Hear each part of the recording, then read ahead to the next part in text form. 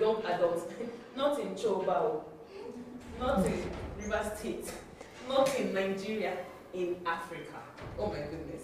I tell you that by the time you're done listening to her, you have a mind shift. Even if you're not a teenager, don't worry, she should be able to shift your mind and break off the limitations, the barriers that probably, holding you hostage from doing the impossible. Without further ado, I want us to make welcome with excitement. Good morning, everybody. Good morning. I'm so excited to be here. If you're excited to be here, can you give a round of applause? First to Frest Tech Foundation and to yourself. Thank you so much for honoring this invite.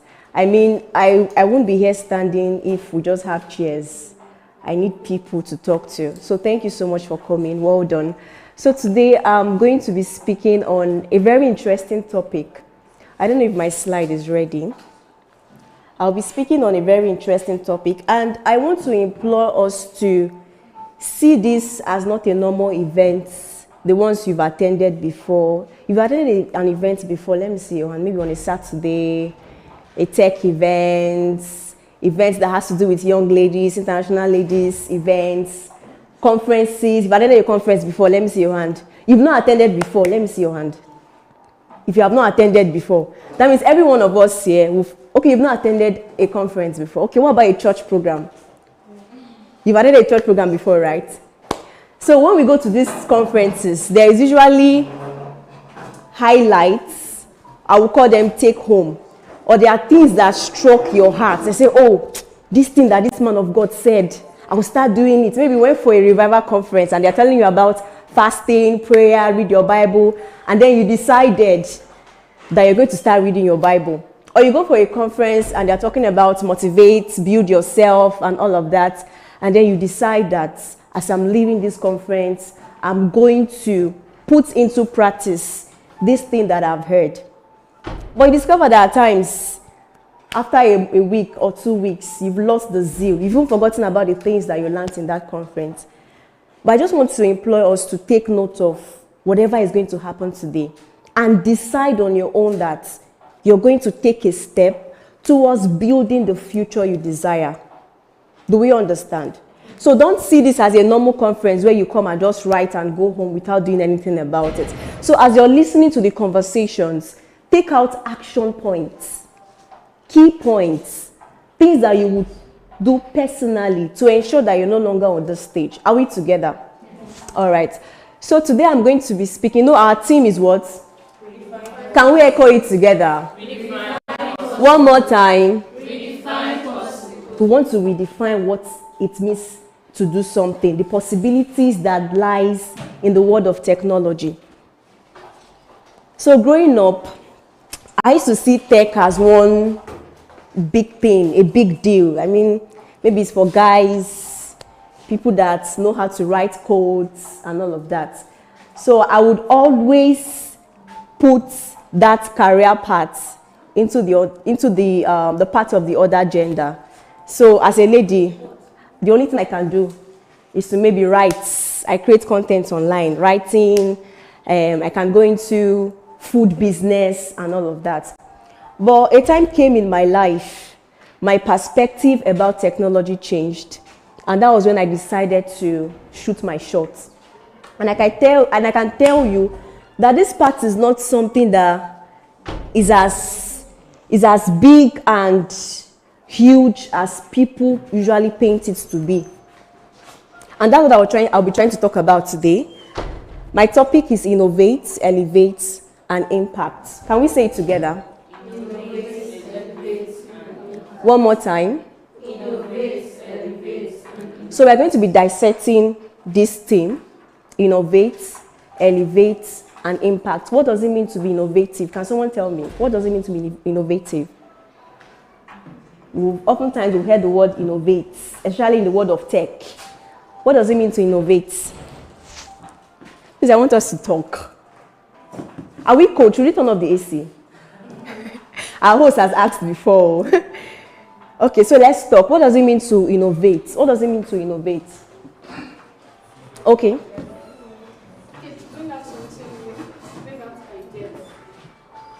To bring us something new. to bring out ideas that would cause a change, ideas that would impact lives, ideas that would change the normal standard of doing things. So before now, we had our traditional banks like UBA, Access Bank, Fidelity. But I think during coronavirus and then the period where cash was a challenge in Nigeria, we started seeing something like Opay, Money Points, PalmPay. Those are ideas that were birthed from a problem. So you can say you're innovative when you have discovered a problem and then you come up with solution. Do we understand? So now the question I want you to leave here today is, how can I create a solution? Or what's that problem that you see in the society and there's a solution you can create that would solve that problem? So I want you to think deeply. What's that one thing? And then the thing is, before you even start, or when you've gone to that point of meditating and trying to come up with a solution, it may not really make sense at that point. So what's the name of the man that created the telephone? Or let's say light, electricity. What's the name of the man that invented electricity? Huh? What? Albert Einstein. Is it Albert or is Edison? Thomas Edison. Okay. Okay. So Thomas Edison, how many times did he try to innovate or create electricity and he failed? How many times? 99 times. Is it not weird? I mean, doesn't it sound absurd that someone would do something for 99 times? I can imagine maybe his wife at that time say, babe, what is happening? I don't understand. Are you okay? You've invested all our resources in this electricity. But then he wanted to create a solution. He knew that it was possible. So there's a saying that if your mind can conceive it, you can what? Achieve it. So I have this belief that so far as I've thought about it, just by thinking about it, it is possible.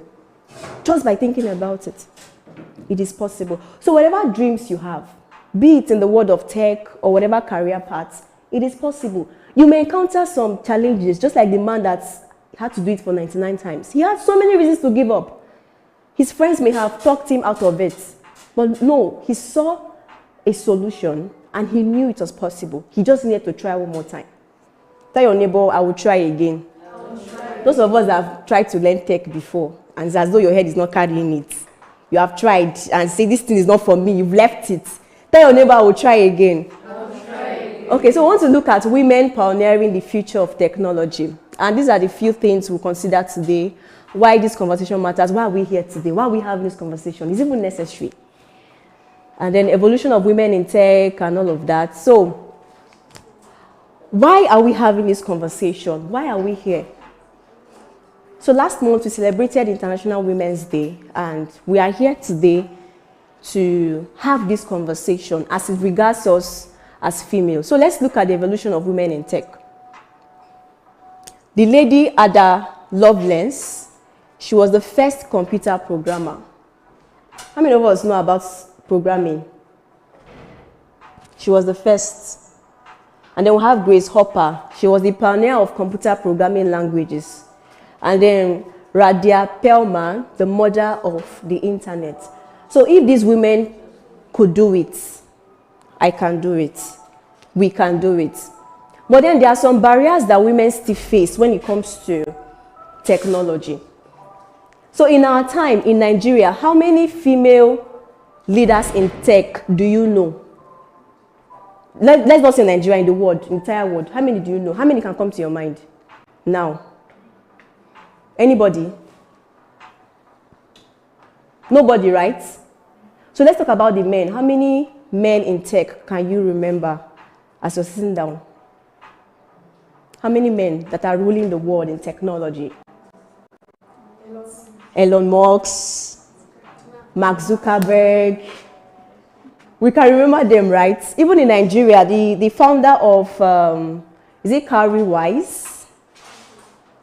Founder of Carrywise, and even this Money Point, PalmPay, they are all men, all guys. But you can't remember any woman that invented any form of technology, right? We actually have one woman, and as we go forward, I would show that to us. Yeah, so we have fewer women in leadership and technical roles, and then access and equity.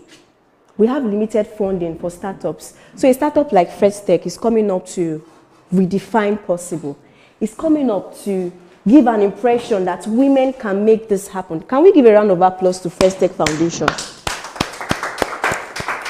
And we have some other foundations that are also trying to come up with this narrative that women can actually venture into technology. But then the challenge is the number of, the percentage of funding that goes into empowering women in technology is very limited. Very limited. So there's a research that says about 25%. I think I have it in my slide. Okay, 2.3% of venture capital funding goes to female-funded startups. Just 2.3%. So you can see that that's a very poor landmark. Am I correct? Out of 100%, we just have 2.3%. And then stereotypes. They say tech is a man's thing. It's a man's thing. So when they see a lady with her jean and her polo and the bag, and say, oh, tech lady. But when they see a guy with the jean and the polo, they will not call him a tech guy, right? But when they see a lady, they feel, tech lady and all of that. So there is this bias and perception that technology is for the male folks. But then we are here to redefine possible, okay? So yeah, I'm going to talk a little bit about my journey. The first time I heard about technology was in 2020. Not the first time I heard about technology, but the first time I developed this interest for technology was in 2020.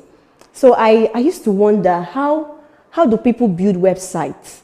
How do people build codes? I would see graphs, charts, and all of that. And I was like, how does this even come together? What was the possibility of bringing two numbers together and you can have a beautiful visual? You can have a beautiful graph. When I mean visual, graphs, bar charts, and the likes. How does it happen? So I told my mom that I want to learn computer. And what I had in mind initially was Microsoft Word and CorelDRAW. I wanted to learn how to design. And then she said, okay, I know one man that has a computer center. Who knows that man that has a computer center? You know one man that has a computer center. So she said, I know one man that has a computer center. He will teach you how to type, he will teach you how to print and photocopy. I said, okay. And then she took me to the man's place and then we started. So when I started, I said, okay, this is amazing. Where the instructor took me through the basics of Microsoft. I knew how to type and all of that. But I wanted to know more. And in that office, I saw another man that was into data analysis. So he will impute numbers in a software and then analyze the data. He will have tables, charts, and then he will start explaining what those charts, what they mean and all of that. So I was very interested. I started asking him that, sir, how are you doing this thing? How does it work? I was very curious. At first, the man was like, you only came here to learn Microsoft Word. Why are you interested in this? I said, sir, I just want to know. And then that was how I started teaching me. So normally our office opens by 10 a.m., but I will go by 8. Because I want this man to teach me those 2 hours. He will teach me, and then before I start my normal class with my instructor. And that was how I stumbled into data analysis. I didn't even know what it meant. Because when I saw what he was doing, I went to do a research. And at first, it was looking so big. I mean, numbers, and me, I don't like mathematics. So I was like, how do I cope with these plenty numbers and all of that? But then I started. And I didn't do so much. The corona break was over. I had to come back to school. And then I went for my internship. And then I told my director where I was doing my internship that, see what I started when I was during the corona break. I would love to know more about it. Do you know somebody that can teach me? And then he told me that that's what he does. Like for a living, that's what he does. That's how he makes his money. I was so excited. I mean, this is at my disposal. And that was how I started learning. And do you know the funny thing? When I started, I didn't have a laptop. So I know some persons will be like, oh, how do I learn? How do I go into tech without a laptop? Yes, you need a laptop, but you don't need to wait for you to have it all figured out or to have everything that you need. I'm talking to somebody. You've been wanting to go into technology, but because you don't have a laptop, you feel that you're limited. There are no limitations. Can you say that to yourself? There are no limitations. There are no boundaries. There are no limitations. So I told him that, sir, I don't have a laptop. What do I do? He said there's a laptop in his office. Whenever I come, I can practice with it. I started, but I needed a laptop I would take to the house. So after the normal practice, I also practice at home. But there was no laptop. And there was no way, I couldn't get the money at that time to buy a laptop. So what did I do? I met one of my uncles that has a laptop, and I told him that, see what I started learning. I told him the reason why I went into it, and I told him the money I'm going to be getting out of it, that he should not bother himself, that when I start making money now, I'm going to buy this for him. I've not bought the thing for him, but I just told him. And so he then gave me his laptop, that I should be using it during the weekends, and then later on I can bring it to him. What am I trying to say? If you have passion for something, you can go out of your way to learn that thing. So there are some persons, they are so comfortable, like they just want to be in their house and expect a laptop to fall from the sky and get to them. So I started learning, I started practicing with that laptop, and got to a point, I started making money. I was in year 3 then. I started analyzing data for final year students, their research projects and all of that. And I started making money, 5,000, 7,000 and the likes. And before you know, I was able to save, I think, up to 25K. And then I went to meet a man that sells laptop and told him that, okay, I want to deposit this money. I'll be giving you the money, small like that, until when it's complete, I will now carry my laptop. And that was what happened. And that was how I was able to get my first laptop. Hope you got something from the story. And afterwards, I kept upskilling, I kept improving myself. I started with SPSS, and then I went to Excel, went to Power BI, SQL, and all of that. What am I trying to say? If you have a vision, if you have something that you've conceived in your heart, there is nothing that can stop you. I used to tell people that you are inexcusable. You don't have any excuse to be a failure, unless you don't have breath in your nostrils. Do you understand? You don't have any excuse. Some people, they say, my background, where I'm coming from, my parents, they can't sponsor me, they don't have money. You do not have any excuse. The reason is that there are people that were in worse situation than you that have made it in life. Do you understand? So whatever reason you're giving, whatever excuses you're giving, as much as they can be genuine, it is not excuse enough. You are inexcusable, okay? So yeah, I've talked about the challenges I faced. So I didn't have a laptop at that point. Money was a challenge. I remember times I would trek from my house inside Alu, and I'm coming to Choba because I want to learn data analysis. There are times I have office work to do, but I want to have extra knowledge. I want to get this skill. I can practice with that laptop because I know when I get to the house, I don't have a laptop to practice with. And even till now, I'm still putting in the efforts to advance. So yeah, I didn't wait for the door to open. I don't know what happened to this slide, but the quote is, I didn't wait for the door to open. I created my space in the room. Innovates, as we know, solving who code, and then this is in Nigeria. So I wanted to talk about this lady. She is the founder of LifeBank. So LifeBank is a software where people can make orders for blood. They can donate blood through that promotion state. Can we clap for her? So we can excuse the fact that this is a white lady. She has all the line. Even as popular as YouTube is, YouTube is a platform where you can learn. And then how do you thrive? Stay curious. Can we say that?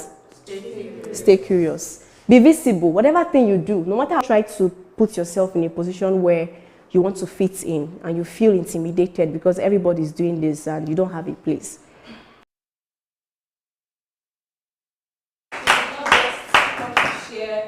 Just bring her slides and go. She shared her personal story. She don't know who is in this. Let's meet someone. Today is Friday. I don't know if you'll be the governor's wife tomorrow. So let me respect you.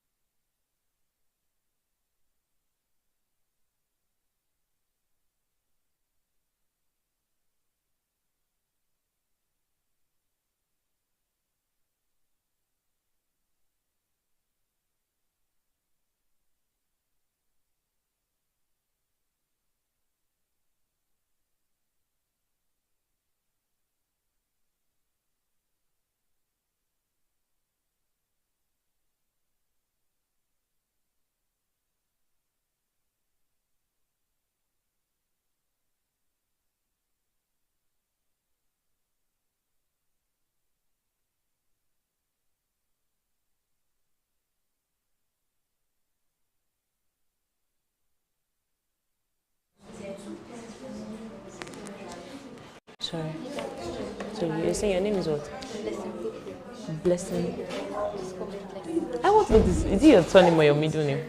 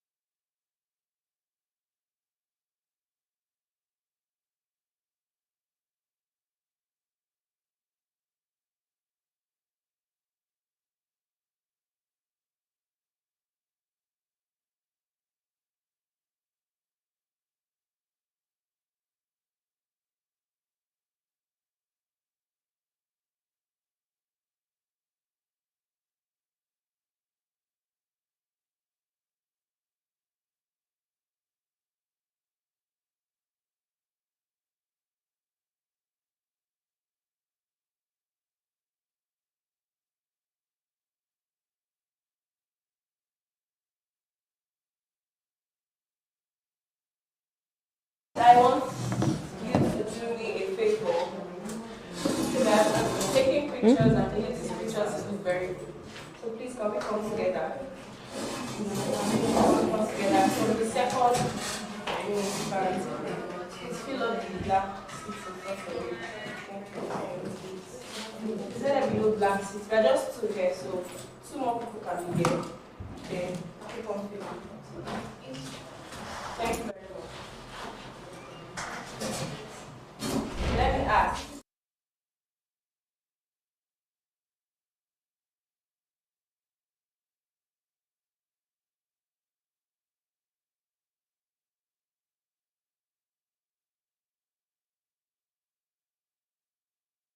Wow.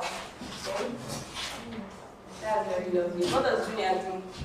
Junior is a medical student.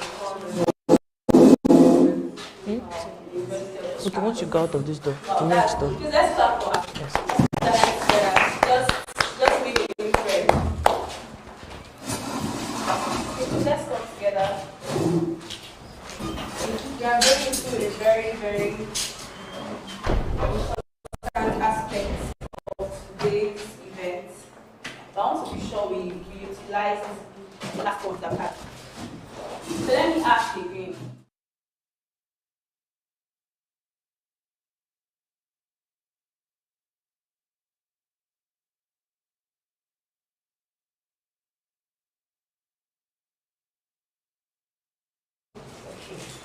So that's one. I know, hello, please. What did you network with? Yes, what did you network with? What's her name?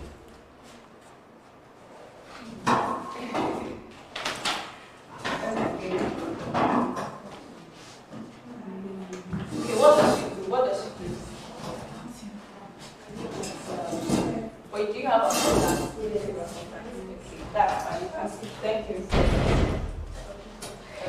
Miss Joy, I do your What do you? be a surprise that I'm calling you by your name because I'm supposed to network with you. So if I don't know your name, by now I should know your name.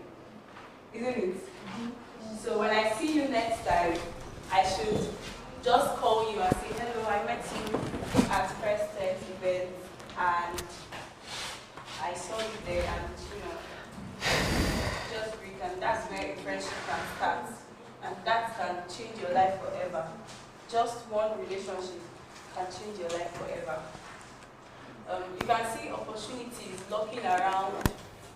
Imagine our last speaker saying that she went back and told someone, this is what I started learning. Do you know someone who can teach me? And what did the person say? That's what it does for a living. So I wonder, is that what they mean by opportunity? When opportunity. Is that what it is? Because maybe she had been with this man all along and she never knew that he had this skill, right? But because she opened up and she spoke to me, you see that she got a very, very big opportunity. So you can reflect. I just met a hairstylist and my friend was saying, the co-host was saying that she should implement tech inside the hair to check the texture of their hair and all. So this could be something that you think about too and come up with this. So whatever sphere of life you find yourself, you will not be a programmer, you will not be someone who has to sit behind the desk all through the day, but you can think of how to... She can sit. It's just think of how to make life easier. Yes, she can sit. It's Chamaka's bag. Just think of how to make life easier, and that's all. I'm going to ask another person. Please, ma'am, the one on black. Please, who did you network with?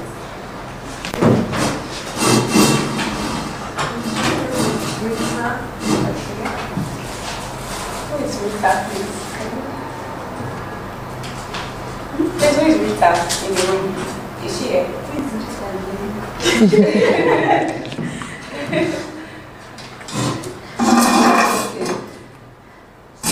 I think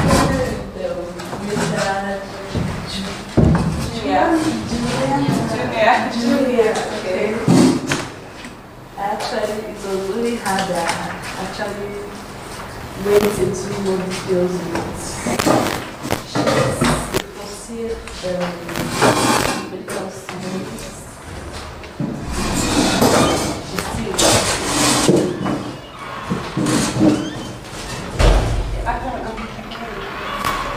still a student. Alright, that's fine. So just put your hands together for yourself.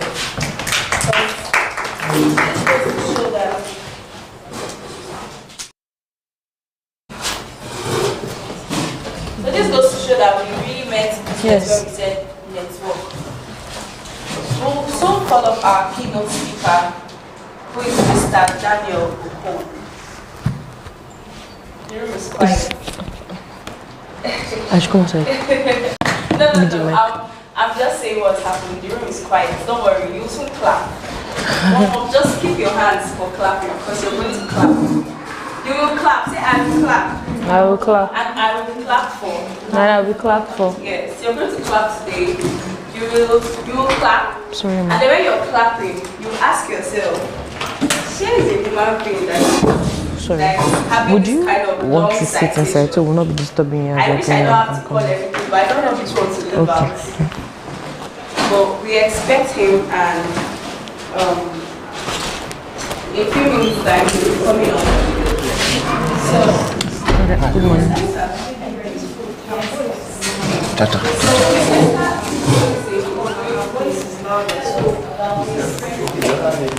Yeah, so I want to tell her that maybe she should not talk, she can mute it. Yeah. You cannot talk to the just off. I off it.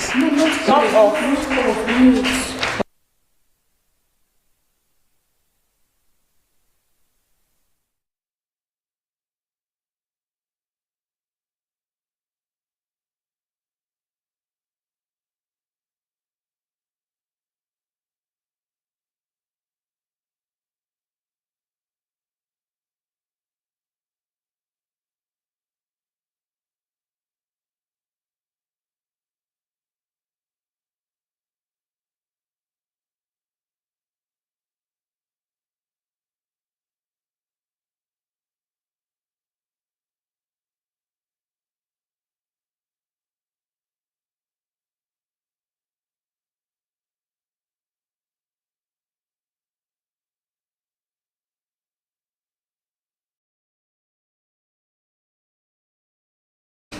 I mean, the organizer of this program.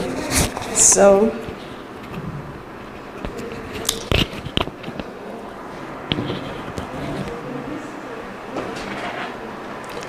we all know it as Frest Tech Foundation, but the full name actually is Frest Tech Community Development Foundation.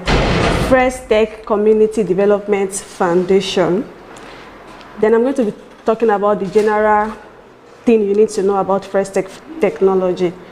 Frest Tech Community Development Foundation is a non-profit organization dedicated to empowering undeserved communities, particularly women and young people like you and I, through technology, education, mentorship, and sustainable development initiatives.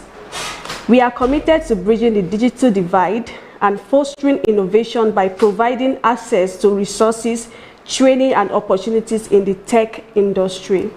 Like we've heard the first speaker said that there's a digital divide, that means between the male and female in the technology industry.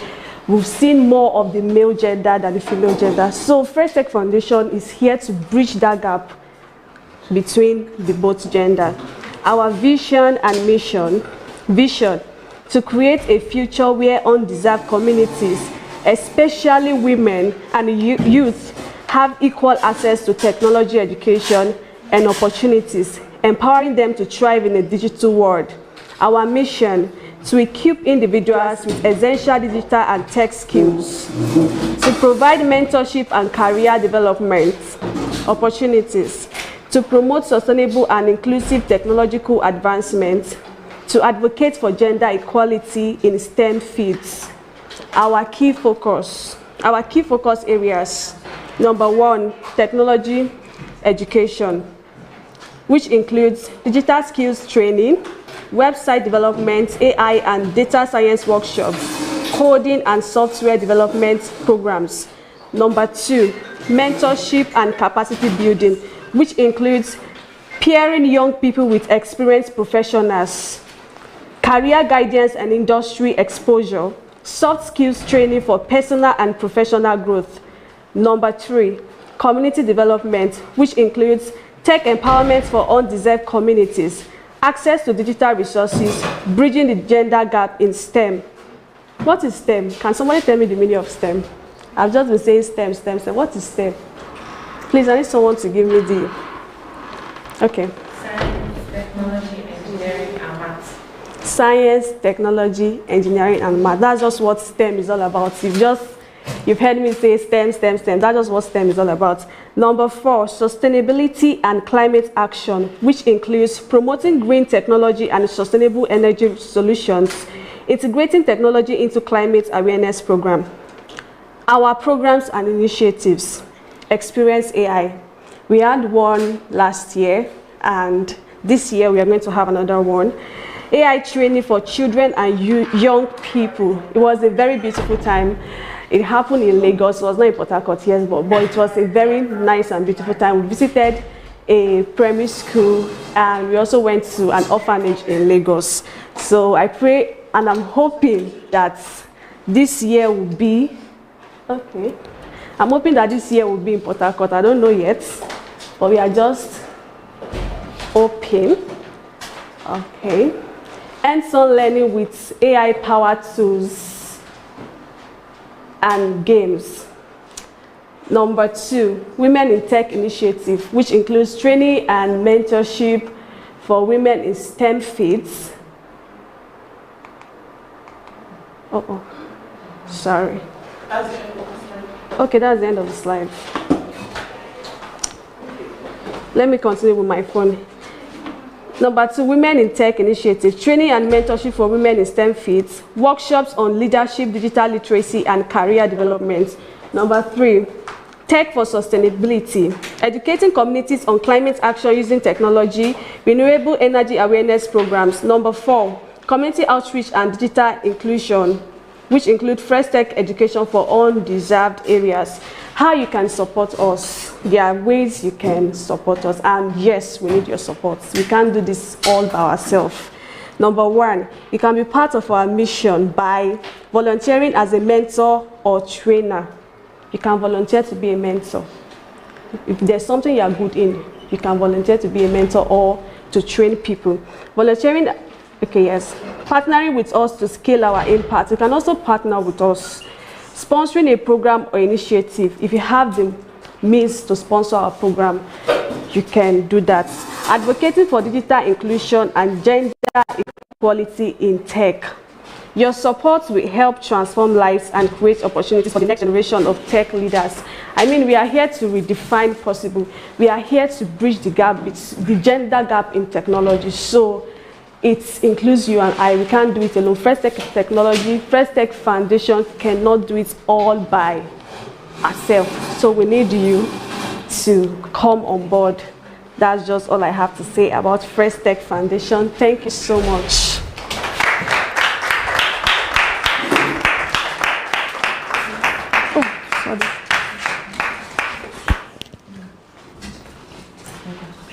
This one I give to Mom Jadam. Say this.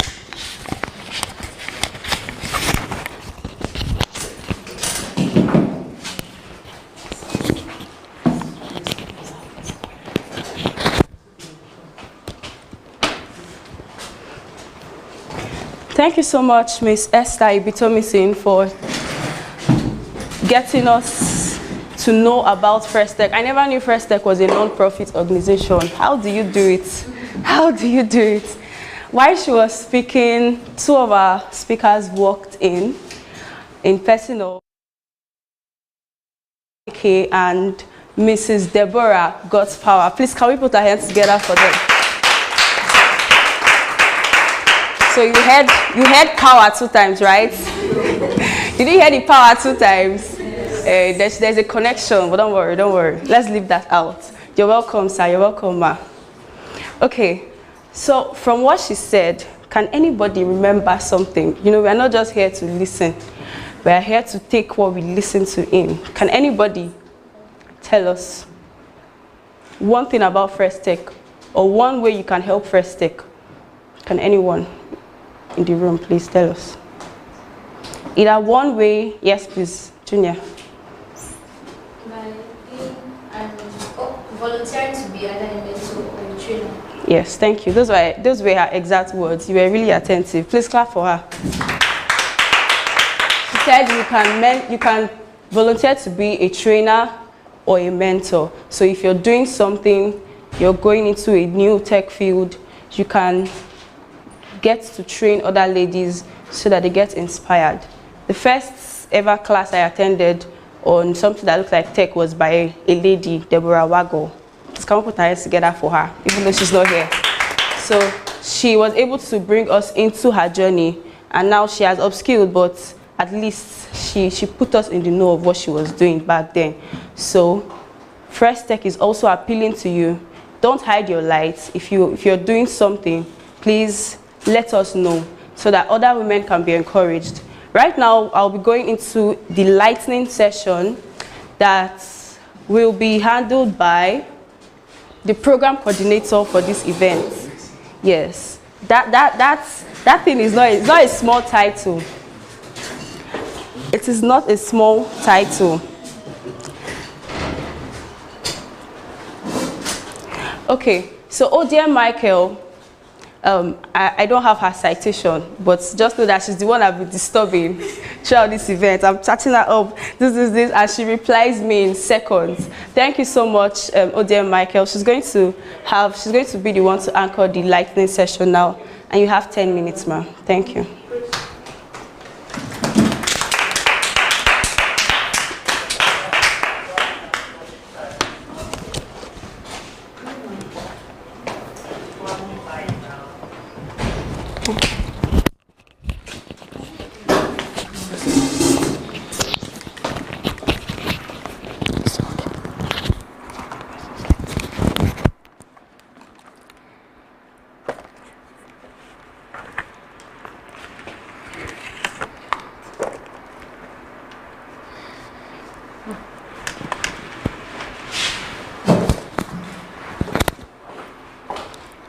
Okay.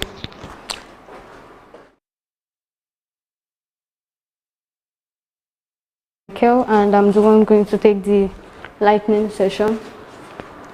So we are going to talk about a very interesting lady, and she redefined possible, not just in her life, but it got to people around her, in her workplace, in the church, in, let's say, where she goes out for fun. She redefined possible. All right, so let's just hold on.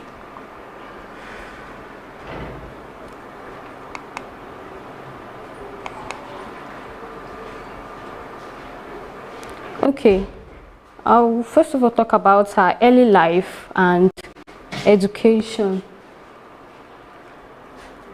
Okay, Kimberly Bryant is her name. Was born on January 14th, 1967 in Memphis, Tennessee.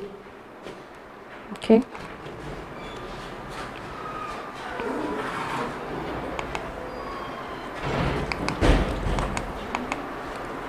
Okay. She's the founder of Black Girls Code, an organization aimed at empowering young black women to pursue careers in technology. Her work addresses the disparities in tech and provides opportunities for underrepresented groups. All right. Aside the fact that she made way in tech, she had several challenges because, you know, her skin color is black, and US, they are known for what. All right. I think one day in the boardroom, they were having a meeting, and then she looked around and saw that just 2 of them were black skin. And then when she brought up the topic, she would like to create an organization where she black girls in tech. So many oppositions, but despite that, she her way through. She was tenacious, and she was ready whatever comes her way. Now, Kimberly faced several challenges as a black woman in tech, from microaggressions to feeling isolated in her field because no one turned up, only black girls. And at that time, black girls were few in her workplace. There were let's say 3 of them. So that was the number was just too low. So she turned these obstacles into opportunities to pave the way for others. She was relentless. She continued. Okay, and then the next we're going to talk about is her legacy and impact. All right, this is Black Girls Code. This was 2011 when she formed this organization. All right, this is okay. Now, she also made sure that representation matters. It doesn't matter your skin color. It doesn't matter the shape of your head. It doesn't matter your but just make sure that whatever you do, it should have an impact on someone's life. Okay? Then, after representation matters, tech must be inclusive to be powerful, and never underestimate the impact of one bold idea. Now, call to action. How will you redefine possible in your career? You can absolutely be what you can't see. That's what innovators and disruptors do, by Kimberly Bryant. You can be what you can't see. That is, there's an idea in all of us in our head as we are sitting here today. What we just need to do is to calm down, think about the steps first of all before you start feeling overwhelmed. You write it down. That's, I think last was it January. Yes, I started this note taking, whereby any idea that comes to my head, I jot it down. Any idea that comes to my head, whether good, bad, the ones I feel that, okay, this thing is not going to make sense, I still jot it down. So that at the end of the day, or at the end of the week, I can be able to pick out one of these ideas and work on it. Okay? So, conclusion. We are all parts. I want all of us to read this together so that it will stick in. Okay? Let's go. We are all parts of a larger movement to redefine possible. Keep learning, supporting, and innovating to create a more inclusive tech world. Now the big question is, how will you make an impact? It's a very, very big question. It can be so little. We feel that, oh, this might not make sense. So why am I giving this? It will make sense at the end of the day. You just have to put in the work. You just have to give in your time to it. All right. Thank you very much. It was presented by Ode Michael Philemon, your program coordinator for Frest. Thank you very much.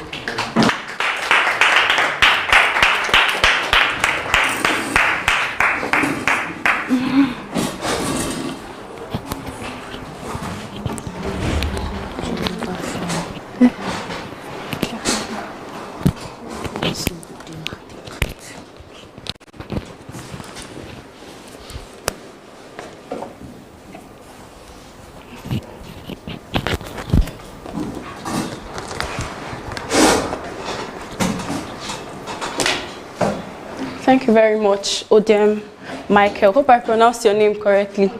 Odem. Oh, thank you. Thank you very much for that lightning session. It warmed my heart. So when I saw she suffered microaggressions, I said, any small problem with this tech, I remove her hand like this. This one did not remove her hand. So please, if there's anything you want to invent, if there's anything you want to bring to the limelight, please don't be afraid. Me that is saying it though, I'm still telling myself. Don't be afraid. Thank you so much, Odem Michael. Our next speaker is around the one I said you're going to clap. Like you will clap, eh?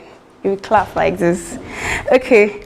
So before that, I want someone to just give us a 1-minute motivation from what she told us, from her slides, from everything she said. Can you just give us, just act like those motivational speakers that are on YouTube, that they put one background music like this, and when you finish watching it, see that thing you refuse to do, you just go and do it. Or maybe when Charity, you just open her page and you just see when she's shouting, and I say, Charity, I mean this one here, and she's shouting and telling you what to do. I want somebody to boldly stand up. We are not, this is not so much of a crowd, so please, someone to just stand up and motivate us based on what she said. Your time starts now. Yes, please. Thank you. Please let's clap for her. Please tell us your name and then motivate. Yes. Please, you face the people you're motivating to. Okay. From one thing I learned is do it afraid. She was a black woman who believed that it wasn't possible. She tried. So one thing I learned for myself is do it afraid of people. I don't go drop. Okay. Up to 1 minute. Anyone else give us another motivation? Yes. Regardless of your color, just do it. Either black or white. Thank you, sir. Thank you very much. So we said 1 minute, and we're having 1 second. It's like everybody will motivate us. Okay, can someone else give us? Yes, please. Just like you said, regardless of your color, I say regardless of your gender, just do it. And then one thing I learned is that she didn't give up, despite the opposition and all. So whatever you are doing, do not give up. Yes, thank you very much. So who else is motivating us? Yes, please, Dr. Junior. One thing I learned from the story that she gave, that she looked around in a meeting we had and she really saw like 3 women. She could have just decided not to care about that, but she saw it as an issue that needed to be addressed. So when we see things like that, when we see shortcomings in certain areas of gaps, we shouldn't just put a blind eye to it. We should go forward and try to fill up that gap, try to make provision for it as we can, because we can do it. There are items in our head and it's like, you cannot do anything about it. If she had sat down, then nothing would have been done. That foundation wouldn't have been raised up and things wouldn't have happened, good things wouldn't have happened. So we can do it, we can see it, so we should endeavor that we do something about it, please. That's the spirit. Please, let's clap. That's the spirit. She has motivated unto the point that she forgot that she was not in church. Oh, okay, we have one more motivational speaker. Please tell us your name. Thank you. Please tell us your name. I'm Rita. Okay. I'm really excited about this innovation. I think it's a very good thing. So what I just want to say is more of a challenge. Okay, we've learned about, or we are learning on how, wow, there's something like this going on. We are women, and can make things work. So I don't want to say, let's spread the word. Spread the word. Let's just go out there and let's just pack our stuff and then go home and say, okay, they said this, they said that. Just spread the word. Just tell others this is what is going on. Let's make it happen. Let's do what we can to see that this thing doesn't just end here. It's out like around the world. So that's just what it's about. Thank you very much. Spread the word. Let's put our hands together. Okay, so this question, I'll advise you to answer it. You get why? Okay, tell me one female that has inspired you. Doesn't have to be in tech. One female that has inspired you. Please shoot up your hand. Yes, please. For me, I'm going to tech fully, but I'm going to dive into it, which is the aspect of the virtual assistant. Can you come up with me? And last week I went for a conference just like held by the virtual assistant industry, and there was this lady. Her name is Pearson. She's a foreigner. Then they just like the bio, and I saw something. She's a mom. She said, my profession, I'm a mom, and then I'm a diabetic patient. So I can't really work. Because very well she had, I think, for something that if she stressed out, she would fall in. Well, I found out that she's good. Like, I have to follow her on every social media platform. Like, she does not know, she doesn't like it. But after seeing her on screen, and then her bio and everything, I could. So after this person, I'm not doing anything. That's what I just tell him that there's a gift attached to the question. So, if I come and we'll read I don't be counting different odds, counting this odd, counting that odd. So that's a really, I went back to her page to confirm if she actually had a son, a single mom, and then only a visual assistant and meeting up with her. Thank you. Thank you. Please put your hands together for her.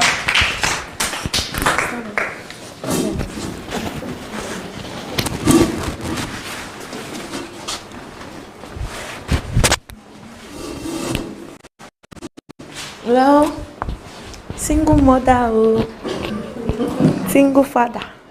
God help us. That will not be limited by our situations, because sometimes when you hear what people are actually going through and what they're still achieving, then you actually know that you have no excuses, right? Anyways, I am glad to let you know that on single mom, there's a gift for you for answering the question. And so all the people that are here doing like this, as you are doing like that, gift will be passing you by. There's so much.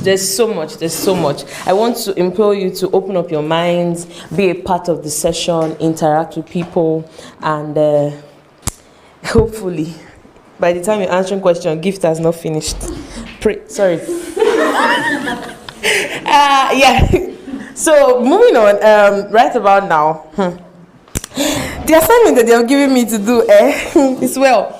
I'm about to bring up our next speaker, and she's going to be speaking on Think Big. Oh, wow.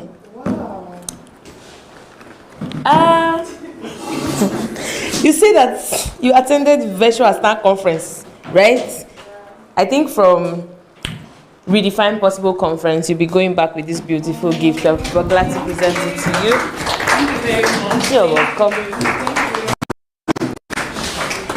So our next speaker is going to be talking on Think Big, Act Bold, the mindset for driving change.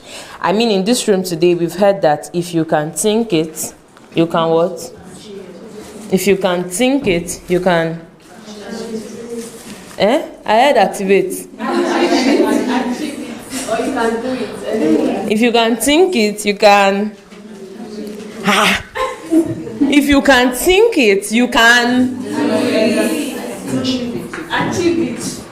Do it. You can conceive it. You can achieve it. People that have Oxford Dictionary in their mind, if you can think it, you can do it. You can achieve it. I mean, there's just so much. I mean, as far as your mind can get.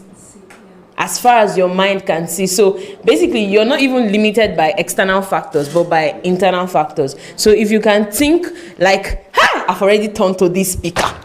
Holy Spirit.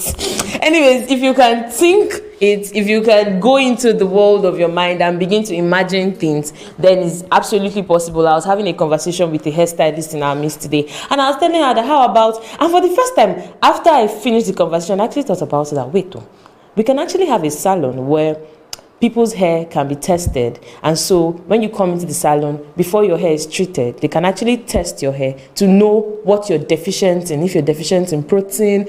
And I'm like, okay, Redefine Possible. When I say it's as if I've already know my next startup idea. It's going to be in the hair industry. So I mean, start thinking, or if not, for by the next conference, I'll actually be acting bold. Anyways, I'm here to read the bio of someone I admire so much, and I mean,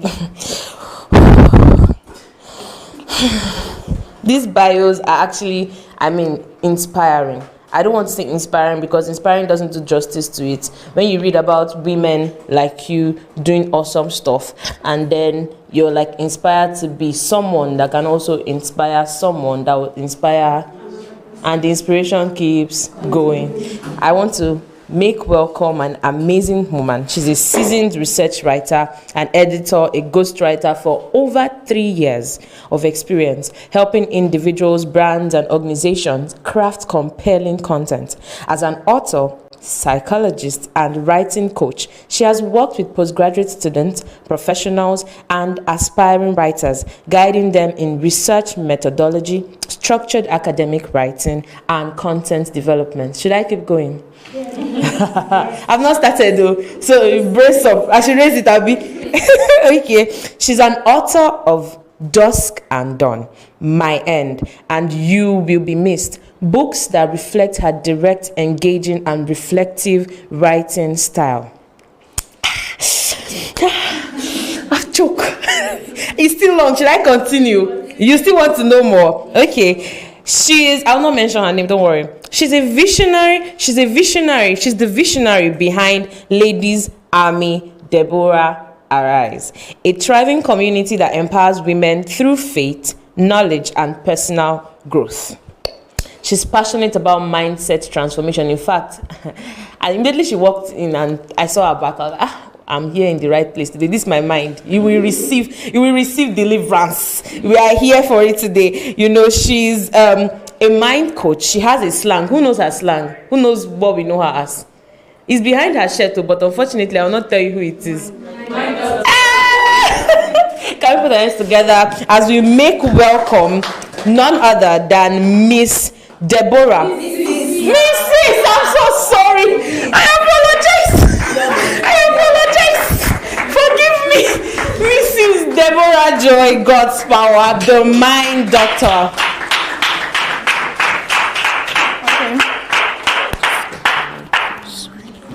Thank you so much. Mrs. for me. Mrs. Okay, thank you. All right. I would like to move, so let me just keep it somewhere here. Good morning, everyone. I guess we are still in the morning hours, or have we moved into the afternoon? Am I audible enough, please? Yeah. So first off, I want to welcome everyone. So I want to appreciate the convener of this awesome program, Mrs. Peace Oyewebe, right? I think. Am I correct? Yeah. I think Oyewebe, right? So I really want to. Oh yes, am I correct, ma? Okay, thank you so much for this great privilege. I don't think it was granted sincerely, and one of the things I love talking about is on the mind, because I've been a victim sincerely, and over time I discovered that we have so many potentials, but one of the things that hinders us is our mind.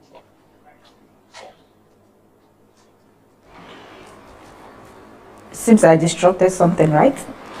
I'm sorry. In my village, I've not used this.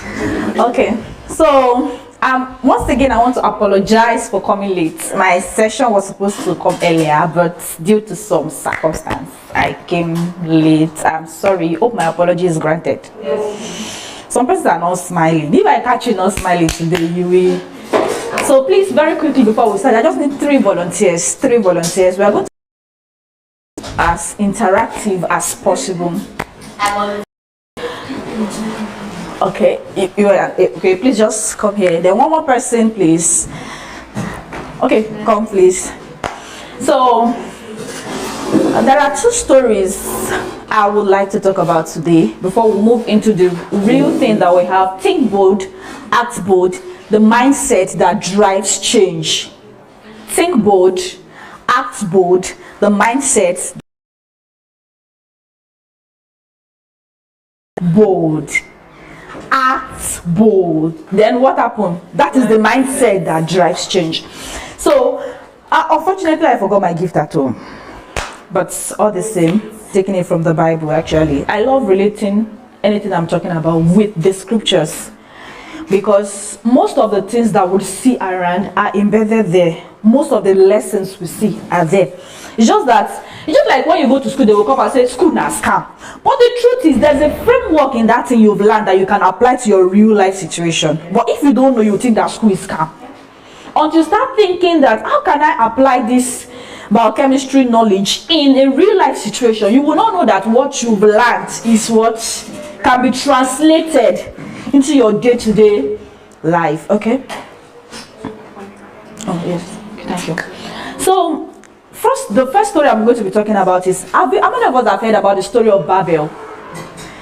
The story of Babel, the Tower of Babel. Yeah. So we find that story in Genesis. Thank you so much for that. We find that in Genesis, and I did later check other translation, but there's something that stood out for me. That is why I'm going to be bringing it here. Genesis chapter 11, and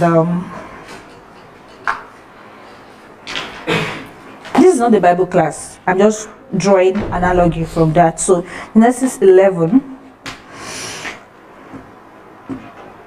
Please, okay. You just read from verse 1 to 6. I want us to, as she's reading it, please imagine the story in your hearts. Please be audible. And the old earth was of one language and of one speech. Please read like, you want them to catch everything you're saying there. And it came to pass, as they journeyed from the east, that they found a plain in the land of Shinar, and they dwelt there. And they said one to another, go to, let us make brick, and burn them thoroughly. And they had brick for stone, and slime had they for mortar. Okay, wait, what did they have for stone? What did they have for mortar? When I read this place, I was just thinking in my mind. Then the technology was not as sophisticated as we have it now. Okay, please go on. And they said, go to, let us build us a city and a tower, whose top may reach unto heaven. Where was their goal? Heaven, okay. And let us make us a name, lest we be scattered abroad upon the face of the whole earth. Okay. And the Lord came down to the city, to see the city and the tower. They started building. The Bible says God came down to see, what are they building? Let me come and see. Okay. And the Lord said, behold, the people is one, and they have all one language. And this they begin to do, and now nothing will be restrained from them, which they have imagined. That was the word that stood out for me. It came from their imagination. Somebody just imagined that. What if there's a connection between this? See this wide sky, like, let's just build something and then we just stay together. Maybe the person was just thinking, well, we need something, instead of asking God sacrifice, we just, from there, sneak into heaven. And then they started. And this one mind, that all of us that came here, we have a vision, right, why we came here. If you didn't get anything as a vision, you will not be here today. If you didn't have anything in your mind, like, when I come here, there is something you will not be here. It's because when they showed the vision to you, you could picture it in your mind, and so it was you were able to come down here. So okay, anyhow, even if you were sick, you will still drag yourself down here because of the vision you have in your mind. So I would say what they have imagined The imagination was so wide. Their imagination was so wide, they were just thinking, no, don't worry. You see, we just build this. And what they had was just stone, bricks for stone, and lime for mortar. Do you know how many years it's going to take them to build that tower? I was reading recently of how Solomon built the house of God. It took them years, I think close to 10 years. And then, as at Solomon's time, technology had advanced, talk beyond what they had then. But they were determined that, don't worry, even if it takes us 100 years, we will keep transferring the vision to our kids. They will keep building. And when God came down, God did not say, we will change their thought. What did God say? We scatter their language. Once they don't understand each other again, even though they have unity, once I'm speaking to you, I'm speaking Hausa to you, you are speaking Yoruba back to me, it has scattered. Yeah, that's finished. Go back to your home, to your tent, O Israel. So why am I saying this? Everything starts from your mind. Success, failure, near success syndrome, whatever it is that you might be thinking that is your limitation, starts in your mind. Until you break free from your mind, everything we talk about here will just be a mirage. You will go back home the same way you came. It's not a curse, but that's the reality. The second story we are going to be looking at is in Genesis chapter 30. Genesis 30. That should be the latter part. Okay. Genesis 30, verse 37. Please, you just read 37. From 37 downward. Just listen to what she's saying. And Jacob took him rods of green poplar and a hazel of chestnut trees, and piled white stakes in them, and made the white appear which was in the rods. And he set the rods which he had piled before the flock in the gutters, in the waterings, through when the flock came to drink, that they should conceive when they came to drink. Okay. 39. And the flock conceived before the rods, and brought forth cattle, ring-straight, speckled, and spotted. Okay. And Jacob did separate the lamb, and set the faces of the flock towards the ring-straight, and the brown, and all the brown in the flock of Laban. And he put his own flock by himself, and put them not unto Laban's cattle. 41. And it came to pass, whensoever the stronger cattle did conceive, that Jacob laid the rods before the eyes of the cattle in the gutters, that they might conceive among the rods. But when the weak one, okay, continue. 42. And when the cattle were feeble, he put them not in. So the feebler were Laban's, and the stronger Jacob's. Thank you. So we're going to be reading 31 also. Genesis 31, and I think that should be verse 6. Okay. Please read from verse 10. 31 verse 10. And it came to pass at the time that the cattle conceived, that I lifted up my eyes and saw in the dream, and behold, the rams which lived upon the cattle were ring-straight, speckled, and grizzled. And the angel of God spake unto me in a dream, saying, Jacob. And I said, Here am I. And he said, Lift up now thine eyes and see all the rams. All, that is where I'm going. All the way. Okay, so let me explain what happened here. You know, some of us, we used to say Jacob is a deceiver. What happened was that when he worked for Laban, after he worked for this man, the man changed his wage. The first time he exchanged his wife and the rest, those stories. That's okay. Now, what is my wage? He said, I'm going to give you cattle. And the thing was that all the cattle there, they were plain cattle. There were fewer cattle, plain. You know, plain, when you see sheep, just pure white, pure black, no spots. Okay.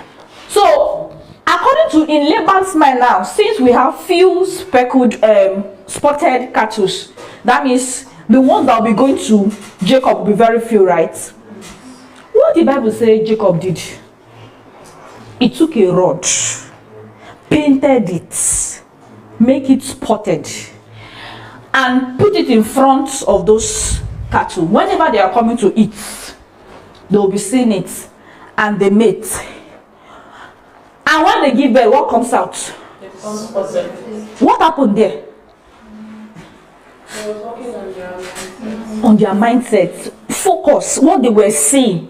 And Bible say when, you know, Bible in that place say all were spotted. But do you know that whenever he took that rod away, when the weak ones are there, they will give birth to weak ones and feeble ones and plain ones.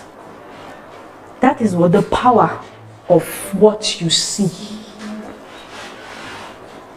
The power of what you see. Until you start seeing possibility, you cannot achieve possibility. Yes, you are redefining possible.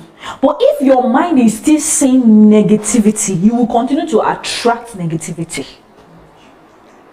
It is not a curse. I wrote something sometimes ago, okay, I think that was last week or last 2 weeks. I said, even if you were under a curse and you prayed your way out of that curse, if you don't work on your mind, you will still remain in that curse. Do you know what curse does to you? It doesn't just make you stable, like stranded. You know, for example, you have been rolling at a place, at a spot. That is what the curse is doing to you. And now, the rope that was used to tie you was cut off. That was the curse. What will happen? You will still be at that spot until you renew your mind that no, I'm no longer here, and then you move, you make a step. So what I'm driving at is your mind is everything. You should guide it at all costs. You don't allow everything to enter your mind. Not everything you read online. That's recently I've stopped. Whenever I see news about negative marriages, I've stopped reading them. Recently, I intentionally stopped reading them. Whenever I just say, no, this is not the news I want to read, because it has a way of redirecting your mind to think that there are no good marriages.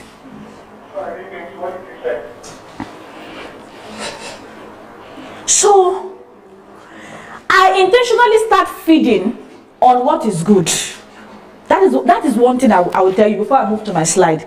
Intentionally start making your mind see possibility. And how do you do this? Move with people that make you see possibility. Surround yourself with people that make you see possibility. Read books that make you see possibilities. Anything that will affect your mind, please shift. Don't bite an eyelid. Even if it's a friend that always talk down, you move out of that relationship. Even if it's someone that is so close to you, like the person is feeding you, and each time you talk, they talk down on you, please move out. Because you will remain the slave of that person forever, because they have is a way of caging you and making you not leave that same spot. So let's go to think big, act bold, and the mindset that drives change. So I have a question. That is why I brought them out. And the three of you are going to answer as honest as possible. I'm going to start from you. What idea have you talked yourself out of in the last 6 months? Think very well. No, what idea have you talked yourself out of in the last 6 months? As maybe you just stayed, you just find out this is what this I just got an idea, this is it. And then and by yourself you convince yourself that this thing will not work. Oh yeah, what was that thing? Okay, so I'm in the event space. Okay. So everybody listen to a good what she's going to, you'll be the judge. Okay. I'm in the event space. Okay. I host events.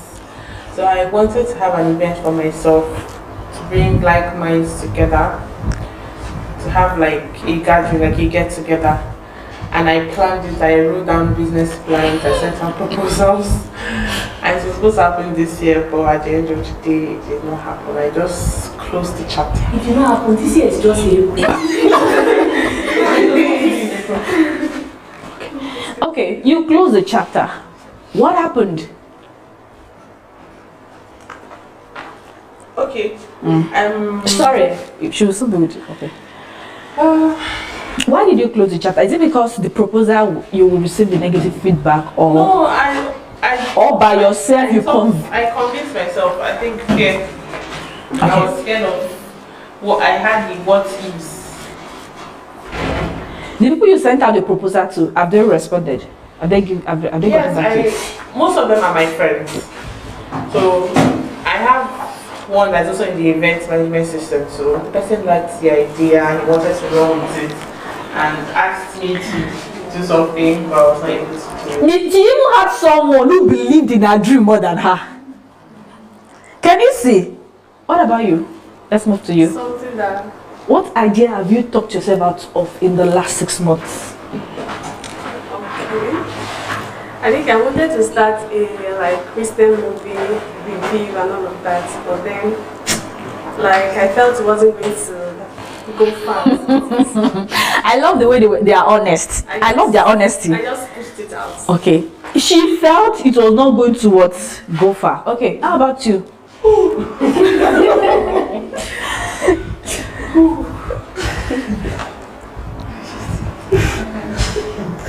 You feel like crying right now? I know. You too.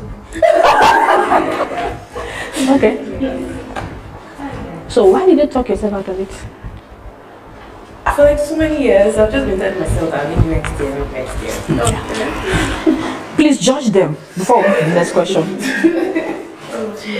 I want to write The thing but we don't judge. Are their ideas very good? Yeah. Are they perfect? Yeah. So what happened? And I don't know if I have asked every one of us in this room, including myself, that our ideas I have talked myself out of. We are always thinking that either what will people say? How will I get to do this? What if I fail? Why don't you just... Do you know there are so many trainings I've rolled out that not even a single person registered? But have I stopped rolling out training? No. People don't always share their failure story. You always see their success. There was I think last year, one person I'm following on Facebook, Esther Basiajaba, she showed us because if you're in the UK, all your data it's logged into their system. So even if you're applying for any job, it's going to show on your system how many interviews you went for, how many you failed, how many you passed, your current job, everything will show. She was showing us a dashboard, and I was just looking at it that I think she sent about 1,000 applications, and I didn't remember this. I would have searched for it before I came here. And 1,000 applications, the people that they're telling me 5 minutes more, please, you will give me 10 minutes more, please. You will give me plus that 10, 10 plus that 5, that's 15. Mrs. Please. So when I saw the dashboard, I was just thinking to myself that how many times people, she may not come out. We are just looking at the big side, all of us, but the time she has failed is more than the time she has succeeded. The next one is, if fear wasn't an option, what would you start today? Okay, so if fear wasn't an option, I would go back to 2 things actually. Okay. So if fear wasn't an option, I would go back to my drawing book and open my event. It's a slumber party for techies. Okay. And also I had an idea here to make a website for hairstylists and salon business. I just thought of it. Okay, how about you? Okay, I will just start those things that I've always pushed aside. Okay, how about you? If fear wasn't an option, what would you start today? Hi guys. I will go back to my YouTube channel. Okay, the last one. Who do you need to stop listening to before you start working, before you start moving? A lot of people. Okay. Even in yourself, there's something you need to stop listening to. The voice of what? Negativity. The voice of fear, the voice of negativity. So, thank you so much. Please just kindly go back to your seat. Thank you. So, these are the lies we often tell ourselves. We are not techy enough. You know, this is a tech program. We are not techy enough. I don't have idea. There was a time this thing was almost choking me. Everybody's talking about tech. And I'm just thinking, But we don't understand that tech has so many spheres. It's very broad. Another question, the need for advance, you need a master's. You want to start, you say no, it's because let me get my master's first. So that people for validation. You don't need any validation to start. Recently, I've been consulting for postgraduate students for the past more than 1 year now, and I've been able to assist more than 20 persons, both in Nigeria and outside. And when I started this thing, I didn't even know it was going to go that far. So I got an idea late last year that I should start training people to write research because I'm very good there. So when I wanted to roll it, I was just thinking, as I'm here now, I don't have a master's. I've not started. I've not even done PGD. I've not even done anything. But I was not thinking, you know, the thing will come like that. There was a time fear grew to like, what if nobody registers? What if they ask me that you have masters, you have your postgraduate, do you have your doctor and the rest? And then another time I was thinking, what if they don't believe in me? But all the same, I ran an advert, and then I started out putting out this thing online, and people registered. And I'm sorry, I'm going to be asking a question. Ma, you were in the class, right? Please give us your experience. I'm sorry, I have to be very practical. How did you feel? Did you have anything like, I've not been to that side? Please, ma, just. Okay, so we call her Coach Deborah. That's the name we call her. And the classes have been, I'm not exaggerating, not because she told me, I didn't want to, but it was superb. And then when I got to find out that she has not even done a master, I'm like, what? She's not that she has not started a master. I'm like, wow, good. Like, she's so good at it, so obvious. Okay. So I'm going to be rounding up now. Please know that tech is not only for men. We get the idea. We have so many field that I know that particular field is filled with men, but push yourself into it if need be. There are fewer female there. Push yourself into it if need be. Then redefine what is possible. See, tech is a limitless space, not just software development. There are other areas you can also find yourself. Then there are Nigerian women that are already leading in tech. You can try to like Google them and follow them. There are also free resources and communities that are available on LinkedIn. Not just use your time to be watching TikTok and people that are shaking bomb online. You know. I'm to round up now. I'll soon be rounding up. Sorry. So there's no reason for you to keep waiting. It is time to start. So what do you need to do? Take online courses. If you don't have money, take free online courses. And when I'm talking about free online courses, what you do only on your YouTube is just to watch latest movies. Why don't you go there? Some of the things I know about research writing, I watch videos sincerely on YouTube. And the more I watch videos, I'm exposed to so many ideas, not just in Nigerian people, overseas, just to know, just to be in the know and to be updated. So go to YouTube, you watch videos. Also start if your dream is to start a blog, you can just start right away. Then pitch your idea, pitch your product idea to maybe 3 people. These people that they've pitched their product idea here just now. So pitch your ideas and don't be afraid to start.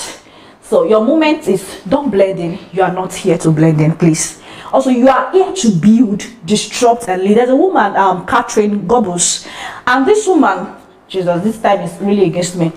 This woman, she's a black, and please just watch the movie Hidden Figures. I won't tell a story. Watch it. It's going to inspire you. Hidden Figures. So you don't need permission. You don't need validation. I just said it now. You don't need anybody's validation. You don't need a master's degree before you start whatever you want to do. So I want us to make this declaration. Please, let's all rise to our feet as we close. So let's rise to our feet. I want you to say this loud and clear to yourself. I'm not going to be reading. We're going to be starting after the count of 2. 1, 2. I was born to multiply. I believe boldly. I act fearlessly. I am the evidence that God still sends me. Please read this last line again, this part. I am the evidence that God still sends me. Please, again, let it sink. I am the evidence that God still sends me. Thank you, ladies. is you've waited a long. Some of you fasted, you've cried. Now it's time to do the work. You understand me? Heaven is backing you. Your community needs you. Your future is waiting.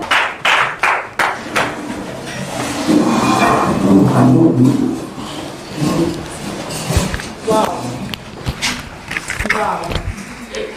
Are you still breathing? Touch your chest. Check. Are you still breathing?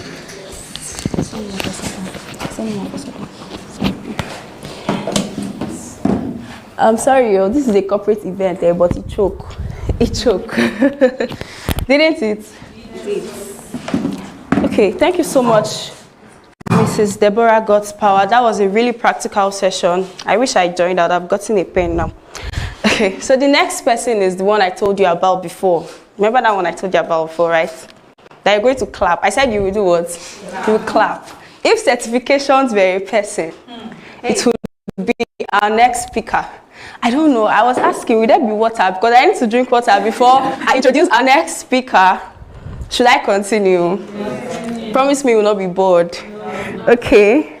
So, FIMC, CEH, CCNP, CCNA, REP, MTCNA, MTCRE, MTCWE, MTCUME, MTCIPV60, MTCICNE, MTCSE, MTCSWE, MTCEWE.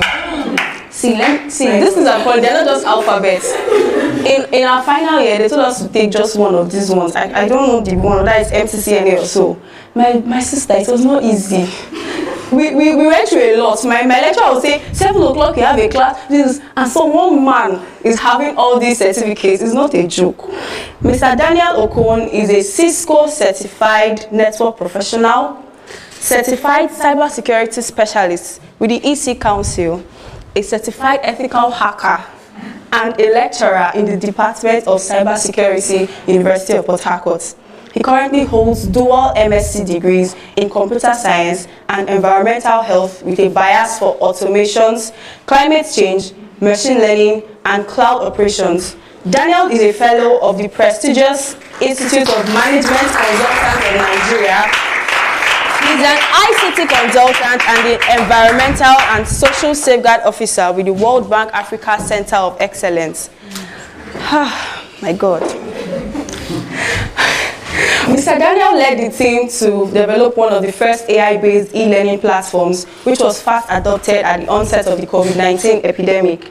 As a network engineer, he currently manages one of the largest fiber optics-based internet infrastructure in the country, which has links with 5 West African countries. Mr. Daniel has trained several students, some of which are currently employed in international firms across the world. He currently drives innovation at Speedlink Hi-Tech Solutions Limited.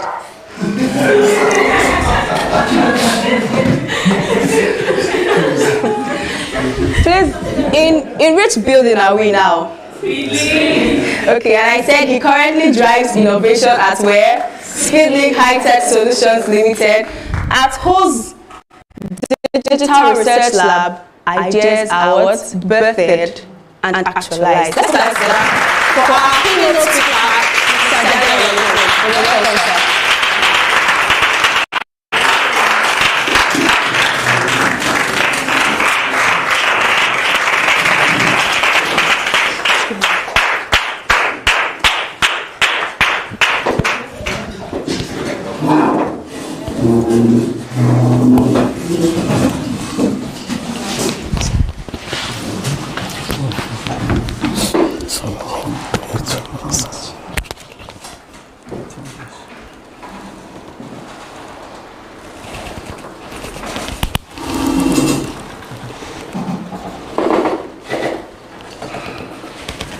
Good morning. Sorry, good afternoon, everyone. Good afternoon. So, Daniel, as you have already been told, it's a pleasure standing here this morning. In fact, when I heard the last speaker, I was wondering what else am I going to say.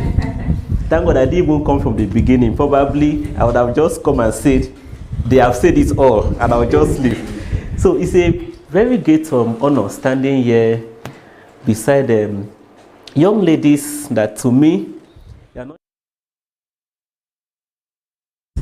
I believe that attending an event like this, you are coming up to be change agents in the world of today.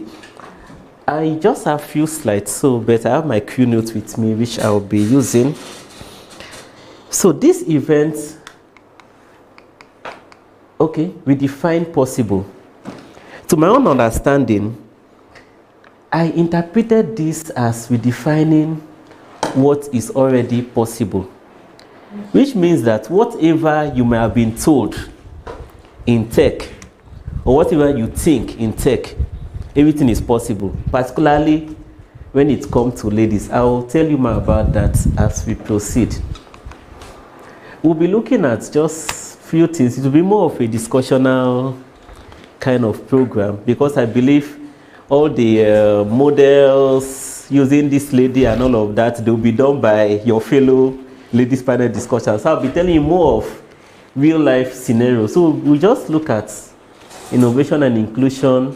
This was actually given to me by the organizers. Innovation and inclusion, from intern to innovator. We'll now look at what we call the femtech vision. Then we'll try to redefine what is possible. Okay, now when we're talking about this, I could tell you for free that involving women or ladies in tech is one of the best decisions we have made, or the world has made, because women in tech actually create better solutions than we have. Let me give you a typical scenario. You know, men were wired for shortcut. That is how men are wired. For men, if it is working, don't touch it. For women, if it is working, why is it working that way? And that is why they make better tech than men. I am currently a lecturer at Uniport, and it has gotten to broaden my horizon on quite a lot of things. After our classes, preparing for examination, the course rep, who is still a lady, she called me and said, we want extramural classes. I said, who is the we? Ladies in class, what do you mean? He said, no, we want a weekend class. At first, I was skeptical. I was like, ladies in class. Ladies in class, university factor. What are they cooking up? We had the next class. I told the course rep to come out and explain to the class what she sent me on a message. And I now told her to invite the entire class, because at that point, I never knew why it must be ladies alone that needed private classes. When we came to that meeting, we had the class, and in fact, all of them gathered themselves on the first row. So I had to do some kind of shuffling so I can teach better. So, but I noticed that their questions were more like, you told us.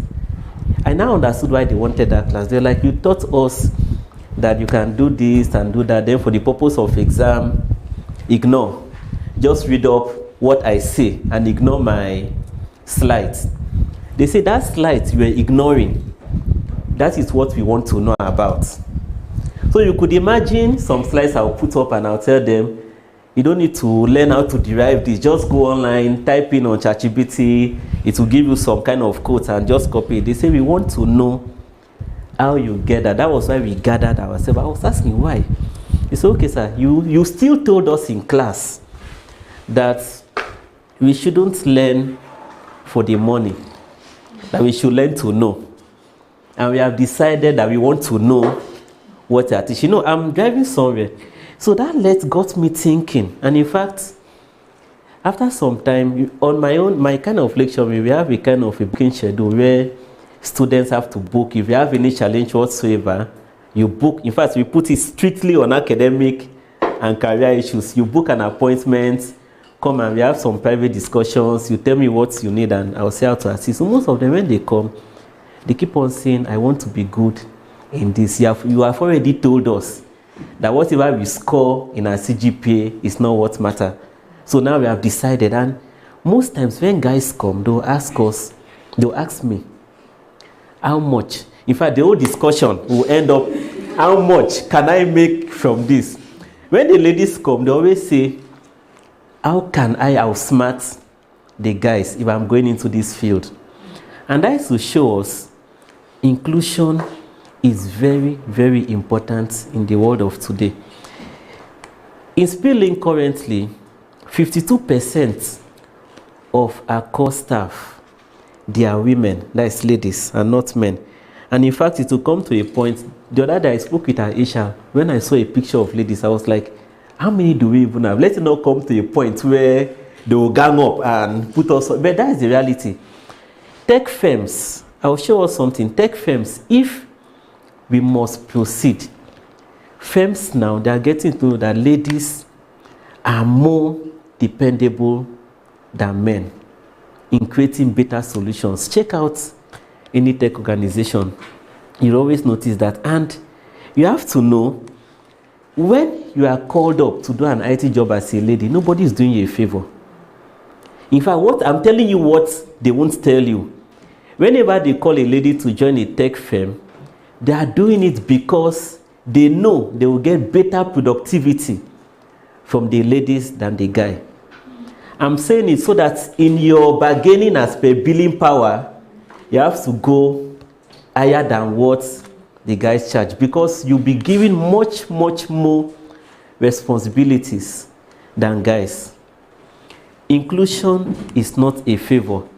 From a management point of view, I will tell you that inclusion of ladies in tech is actually a business strategy we use to keep our business afloat. After some years or some months, guys may tell you, I need to resign, I need to do this, I need to do that. A lady wouldn't tell you that, because she'll be so engrossed in her work. But the question is, and when she's engrossed, the benefits follow. But the question is, ladies, much ladies are not even available in the tech field. Probably you feel that there's no place for you.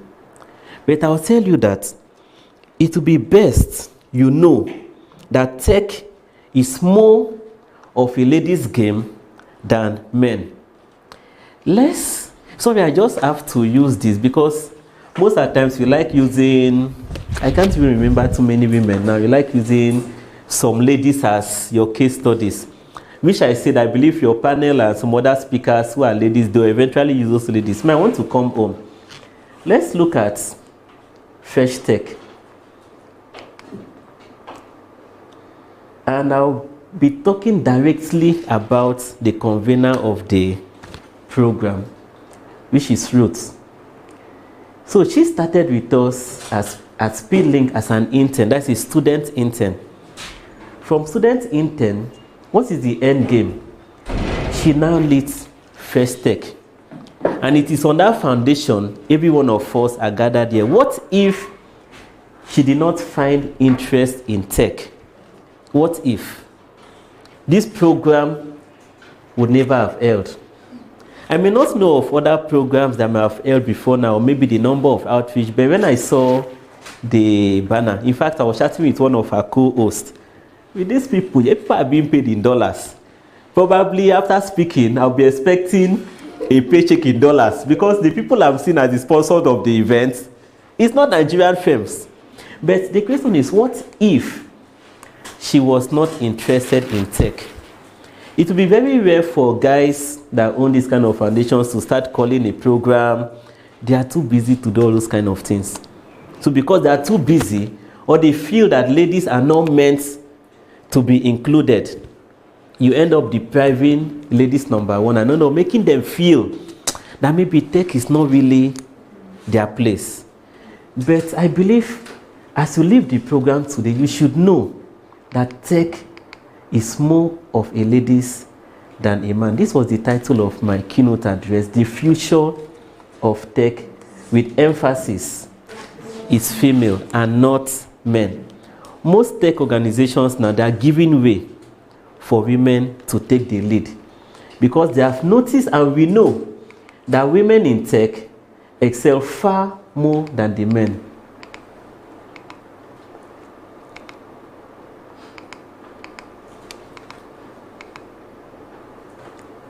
Okay, So I'll tell you this as a lady, please note it. Don't shrink into rooms that were not designed for your brilliance.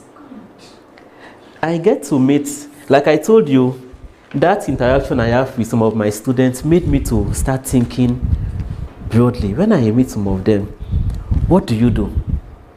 Actually, I came into tech on my own, but I was told that I can't cope. So right now I'm going into the usual. What is the usual? I'm learning how to maybe bake cake, tailoring, maybe branding, all those that have been tagged ladies kind of crafts. I get to ask them, okay, my mom now said, since I'm going to school, even if I'm in tech, during the holidays, I have to come home to do this and to do that because I feel that is where I can be more productive. I always tell them, if it is tech you want, you must go for tech, no matter the cost. In fact, currently, I move around a lot of times, and in the past few months, whenever I go, some of the people I meet always tell me, can you treat people for me? I'll tell them, okay, bring up some, they'll bring up ladies and guys. I always choose the lady. When I choose them, I'll now refer them to people that can make them better. That can make them better. And I know the reason. Now, these people that ask, what I want from you in return is to empower someone. If I choose the guy would end up going there, would never attend the class, and it would be a blow on my own end because the guy will end up coming, he wouldn't know anything because he's too busy. By the time we go for the classes, the next thing is, how soon can I make the money from what you're telling me? But the lady will be like, okay, I'm learning something new. What is the depth? And what do I need to get to expertise? Guys will ask, what do I need to go to the level that I can start being productive? But you never blame the guys because, of course, they may have some level of responsibility and time may not always be in their favor. So for ladies, please don't shrink into rooms that were not designed for your brilliance. Build new rooms that you can work with. Now in Speedlink, as we looked at the trajectory of the way the world is going to, we now decided as part of our long-term, short-term vision, in fact it's not really a long-term vision, we want to be able to train 2,000 Nigerian women in ICT. Remember I told us if an organization would always take this as a business strategy, but inclusion is a must and you must find yourself in. Why are we doing that? We are trying to see how to build a world and a future that are led by women. Now on our own part, why are we doing it? When we look for jobs, most times they always ask us how many women are in your team, and minus that. Most times when we go out and we get some jobs and we get some of these guys, they always they can't deliver. Not that they don't know the work, but they end up taking multiple roles. But ladies' brains are wired most times to do one task at a particular time. When it comes to some high-level kind of jobs, they may not want to go that far. But guys, touch this, touch this, touch this, touch this, and touch that. So the more we get ladies into tech, the more we are playing our part, both to our benefit and the benefits of the world. And that is what Frest Tech is doing. So probably we would see how on our own part we can even ask them to teach us how to, because we just came up with this vision and we are going little by little. And we are also thinking of partnering with global organizations on this. And another reason we are doing this, we don't want to wait for the permission of the ladies. Now with my own overview of what I'm saying in the world of today, we are now forced to, in fact, we are trying to force the ladies to go into where they are meant to belong. If you don't force them, they wouldn't do it.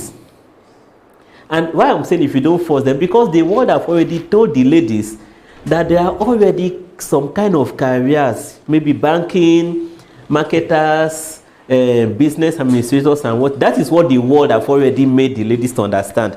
And that is why ladies, no matter what you study, you find your way to go into the paths that have been tailored for you to do. But tech is the future, and the future is now. You must know that you belong in tech. You belong in leadership roles, and you belong in the boardrooms, and not just below. So in Speedlink, by doing this, we are not trying to whisper about the possibilities available. We want to redefine those possibilities, and you should also be able to key into this on a personal note. You should be able to redefine the possibilities you feel is available to you. Search out ways you can key into this. Not just we. The government is bringing out opportunities, private firms, NGOs, organizations like Frest, they are bringing out several opportunities, and you have to key in to that. And this is talking to, I don't know why this slide, okay. This message is directly referring to men, because from the flyer I saw that men are represented here. So to men, true leadership is not just about rising. It is about lifting others and you rise, with emphasis on the blue. You should be the man that can open doors for, no, not others. Be a man that can open doors for women. That can open doors for the women, and not the one that block those opportunities.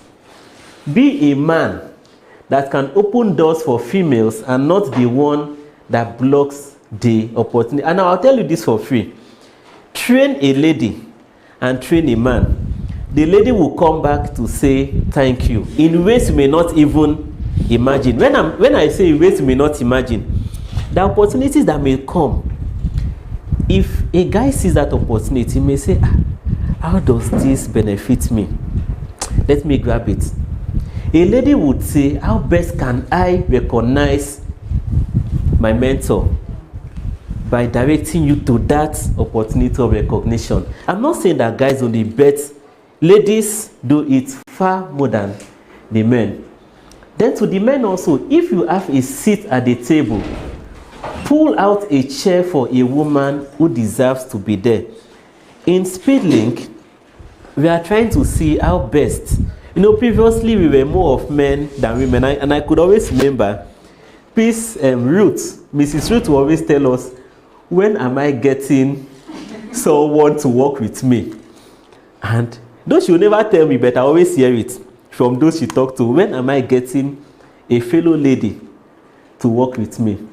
But I think right now we have up to 11 ladies. So your question will be answered, though you are not there to see it being fulfilled. We have 11, and we don't just have them. We intentionally try to push ladies to position of authority. On our core management board, we have a lady. She's there taking decisions. In fact, we're organizing a very big, important event this month. The chairman of the LOC is a lady.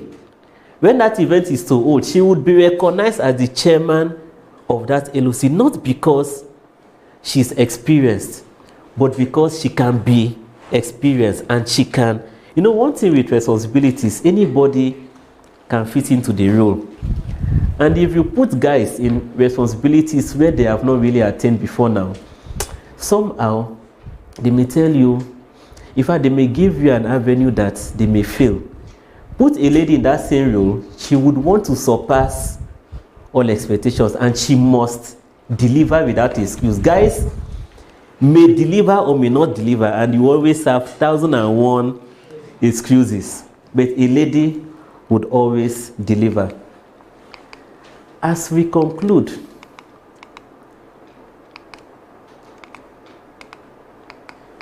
is someone else controlling this slide? As we conclude, I'll tell you, let us try to build the future together. And to women, this is very important. You should know that you belong to tech. You belong to tech. You belong to tech, and you should.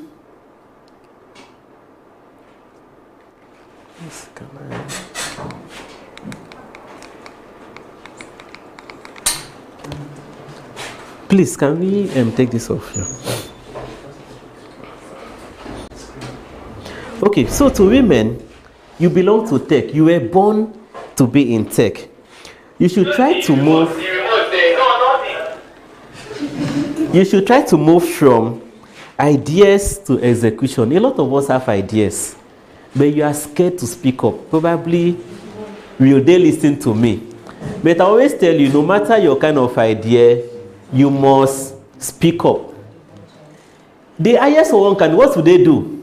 This is a very nonsense idea. It's a very, in fact, what side of the bed did you wake up from when you thought of this?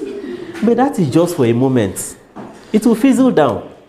What matters is you have spoken, and once you speak, the rest is yours. You must be ready to speak up. Bring up your ideas, build on it. You must be willing to leave the sidelines. Gone are those days where you saw organizations in tech, the ladies would always be on the sidelines. She assisted, she was part of the team that did this, she was maybe part of the general team. No.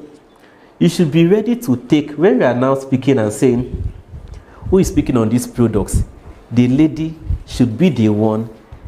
She was the lead engineer, the lead software developer, the lead architect for this particular project. That is what we are wishing.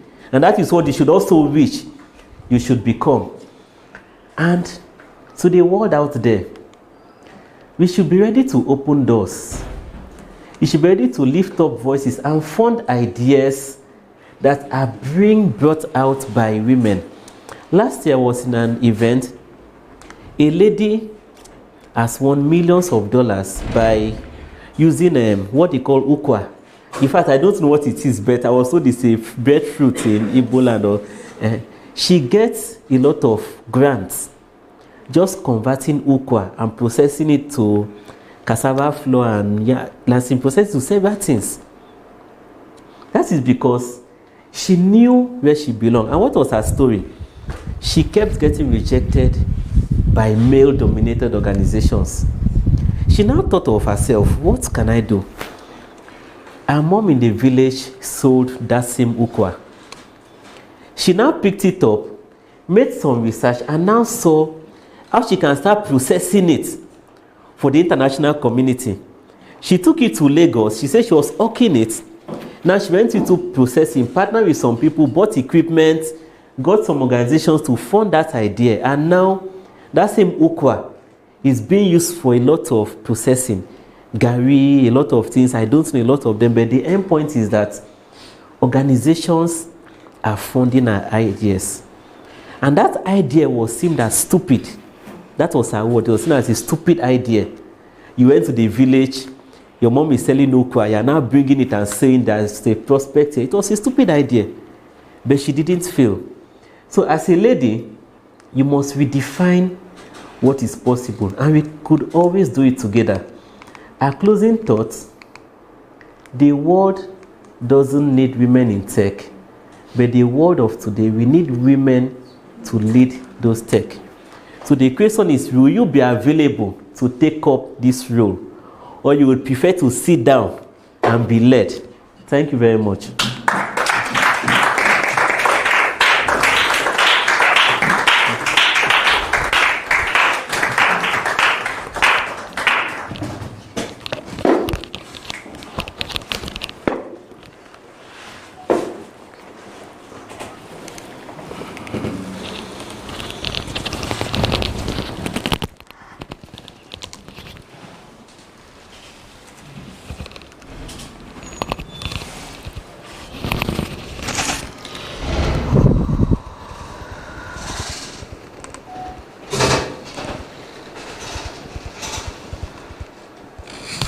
Thank you very much, sir, for that awesome session. I think I was able to pick more than one, pick so many quotes. But I think what struck me particularly was when you talked about the fact that women think straightforward and they focus on one thing. Sometimes some of us are pressured by diversifying so early and then we miss our way, you know. But if you're able to just find that one thing that works for you and stick to it, and maybe, just maybe, build on it, you might just be redefining your own possible. Can we put our hands together one more time for our speaker? I know that this was a lot to take in. People are still recovering. I don't even think you'll be able to recover from today's session. But before we move, I'd like to just ask randomly, right? I need 2 people to be able to tell me what got to them or what they picked from this session and how they'll be applying it to their lives after now. Yes, please. So what I picked is that as a woman, I should not feel I shouldn't think that including me in the tech space is them doing me a favor. Instead, it's the other way around. I am doing them a favor. It's what I bring to the table is very good.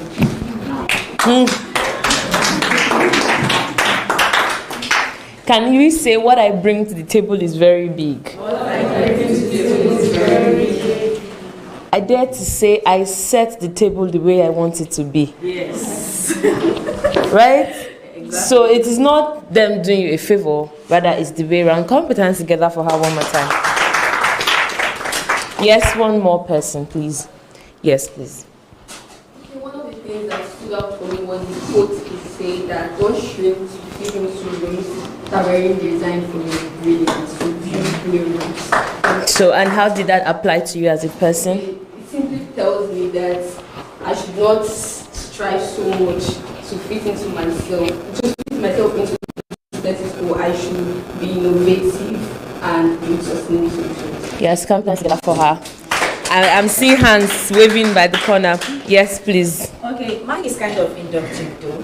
So I'll say this, that what I gained from this session is I don't want to be a male. I want to be a female and to dominate my world.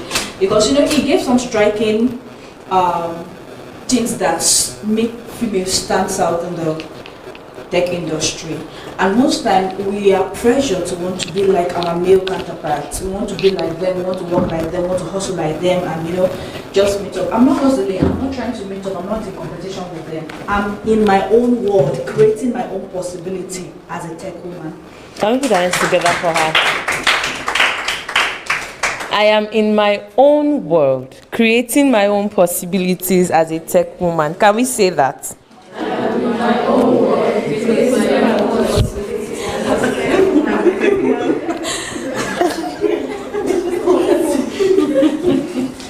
The tech men, if you like, create your own world. If you like, don't create your world. That's not really. But we are in our own world, creating our own possibilities as tech women.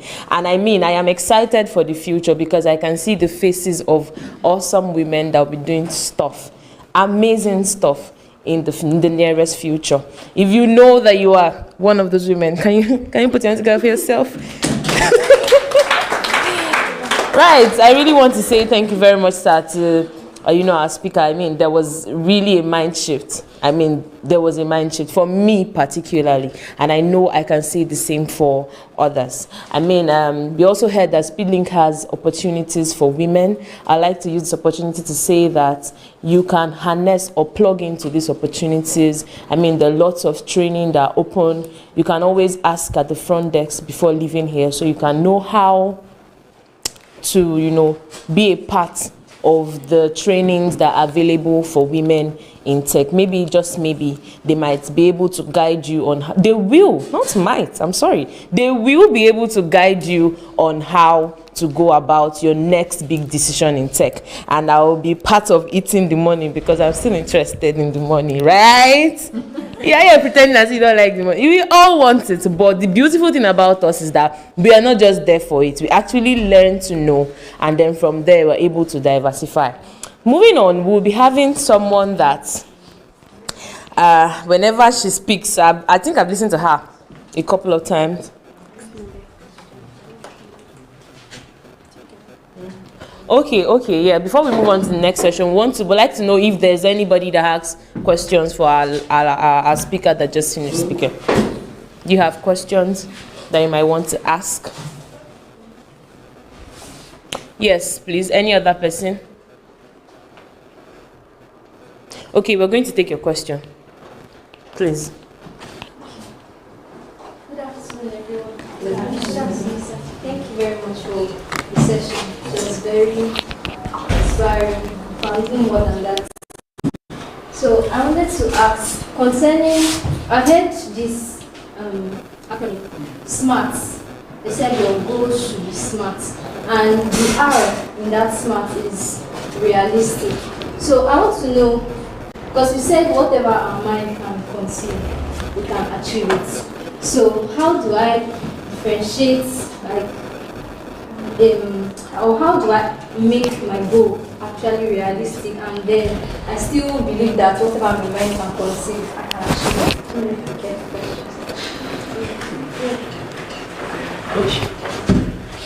Okay, sorry, sir. We have another question. Maybe we'll just take all the questions. Okay. Yes, please. So, sir, my question is this. Okay, I'm not only asking for myself, I'm asking for all the ladies in this room. We all heard when he said that we are not doing men favor by being part of their team, and then circle will take up, right? Yes. So, but I want to help us to balance between, because sometimes you don't have some of this knowledge and you have to intern for a while, and then maybe your pay is not even equivalent to what you are doing.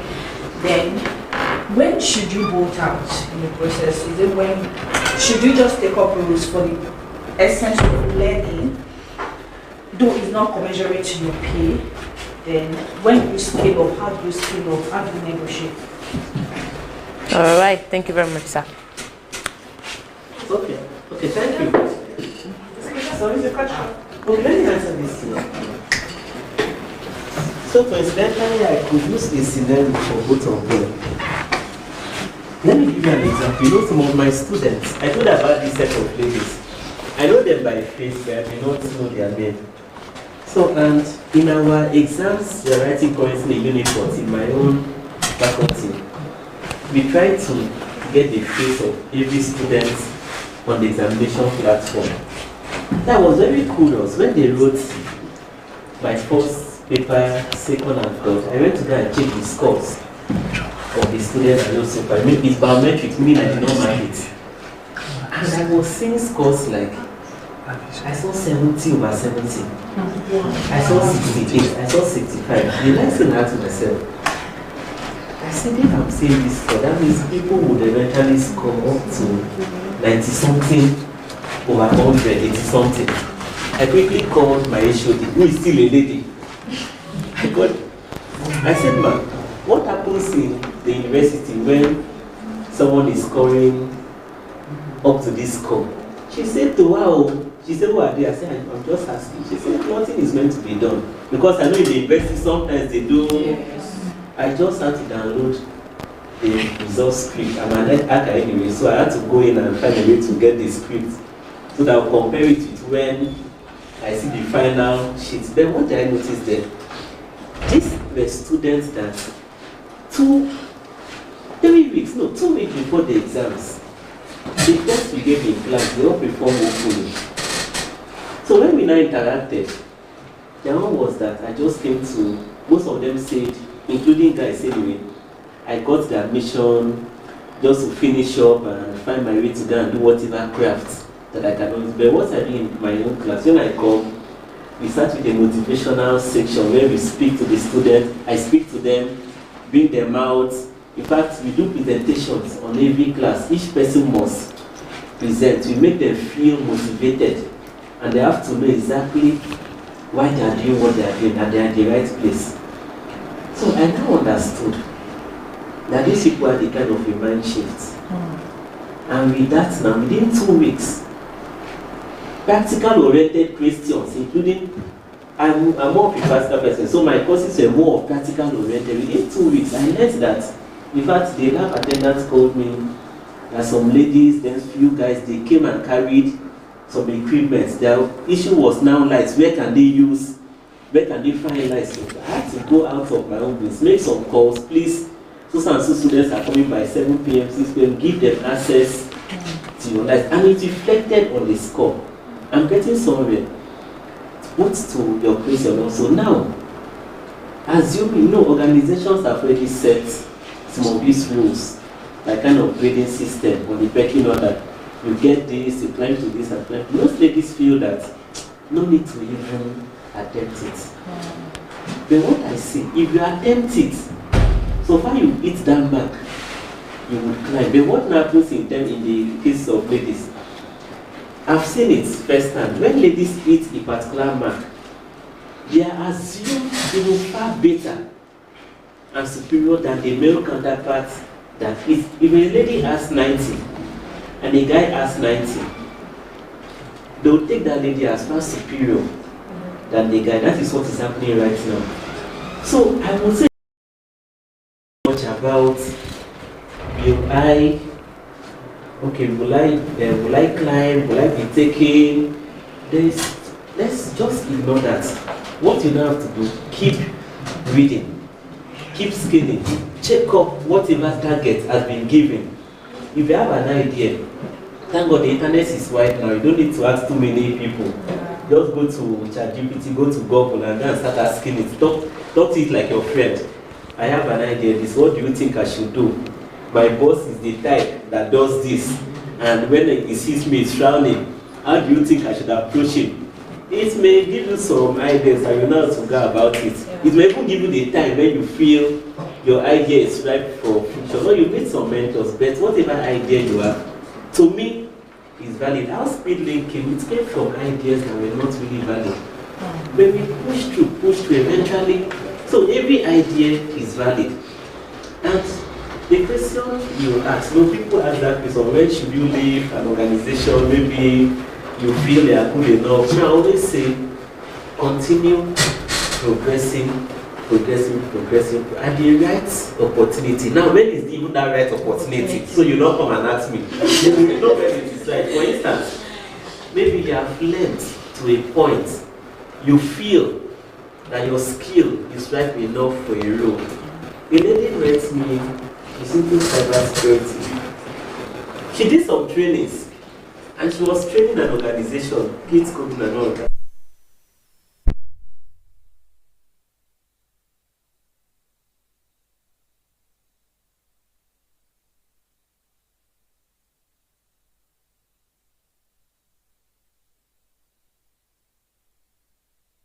Try doing some volunteering kind of stuff to fit yourself into the next role.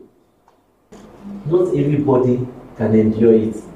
Or you feel that now you are talking about ladies, telling you the world is waiting for ladies, a business plan. Go to River State government and submit it and put the tag, I am a lady.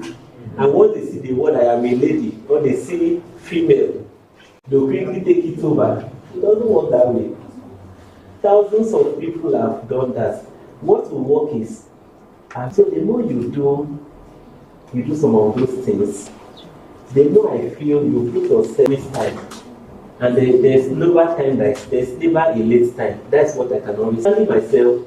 I was a photocopier for several months. I'm a graduate and I'm a photocopier. For 8 months, I was doing photocopy job at scanning. And I said, I have to go. I was asked, why do you want to go? And that is, you know, we should always wish to have time for me to live. I was asked, why do you want to live?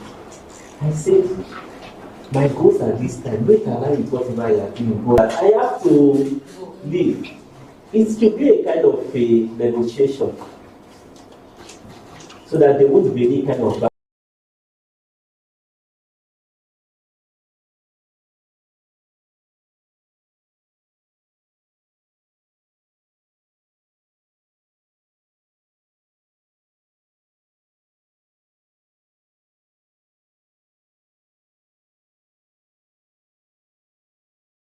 what are you not saying? Or what have you seen that you feel that you still remain? Or what are the reasons? They will always be marginalized. And you know, I'm just asking. In which men? Ladies are marginalized, they are female. I'm asking, so how do you cope in such a situation? And how do you bring yourself out? Maybe you adapt. But every one time you will be shown up. But me, I always say you don't have to be discouraged. I'm domineering. I really need want to be domineering. When a lady wants to be domineering, can I imagine when someone did biology, you develop survival skills? Now, some of those ones that are at that level, right now, career-wise, I am ahead of them. When they meet and I meet, when I speak, listen. I'm not for that meeting. You go and write it later. I'm ready to be at that top. Please look at those setbacks and try to minimize. He's doing it from a business point of view. Any business given to women knows better than men. The only difference is that when they feel discouraged, they can easily carry that business and just pick one side.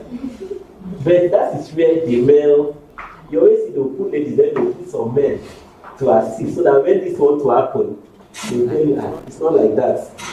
And they'll still pick up. And once a lady pick up from any downfall, you can never see her back.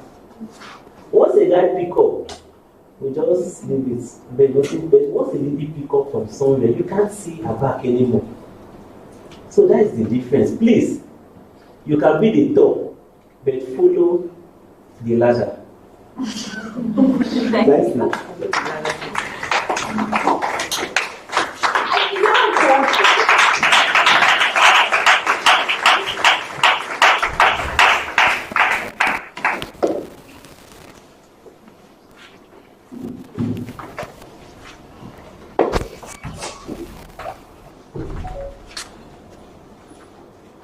Once any lady picks up from a downfall, what happens? You won't see her back. Once Lady any picks lady up from any downfall, what happens? So this is. Don't you think it's time to stand up?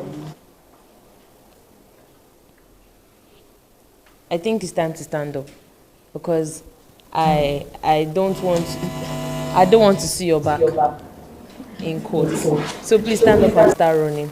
If I'm not seeing your front, I don't want to see your back, please. And I know that as you take this session to your mind, take it and, brood over it. Think about it. Think about how you feel like you have fallen.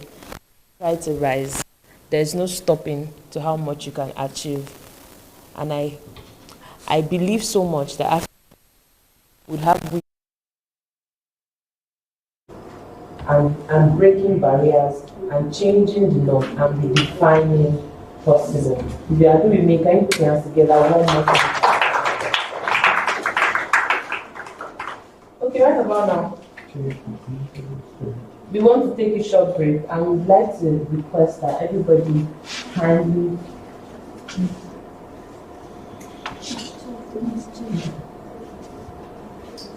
okay. We would like to ask that everybody, relax and sit still while they are trying to, think about what they've heard so far. And kindly request that speakers should please head outside for a brief photo session before we move to the second part of our program. But while we are relaxing, I want to ask, earlier today, I volunteered as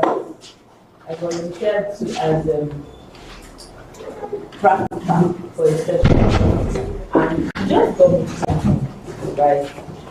When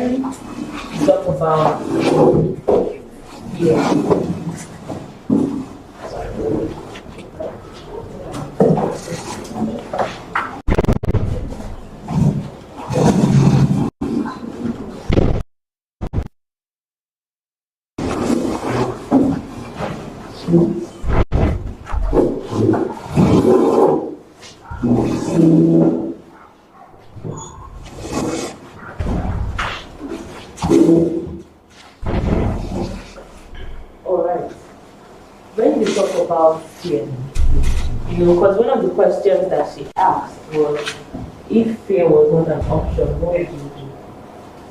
And for me, I didn't think, to be honest, that I was scared. Because, I just feel like I gave myself reasons why I should do that in better, which is not procrastination, it's not coming, but it's sort of like just saying, oh, I felt that I had better things to focus on at the time, and maybe at a better time, I'll be able to do that better.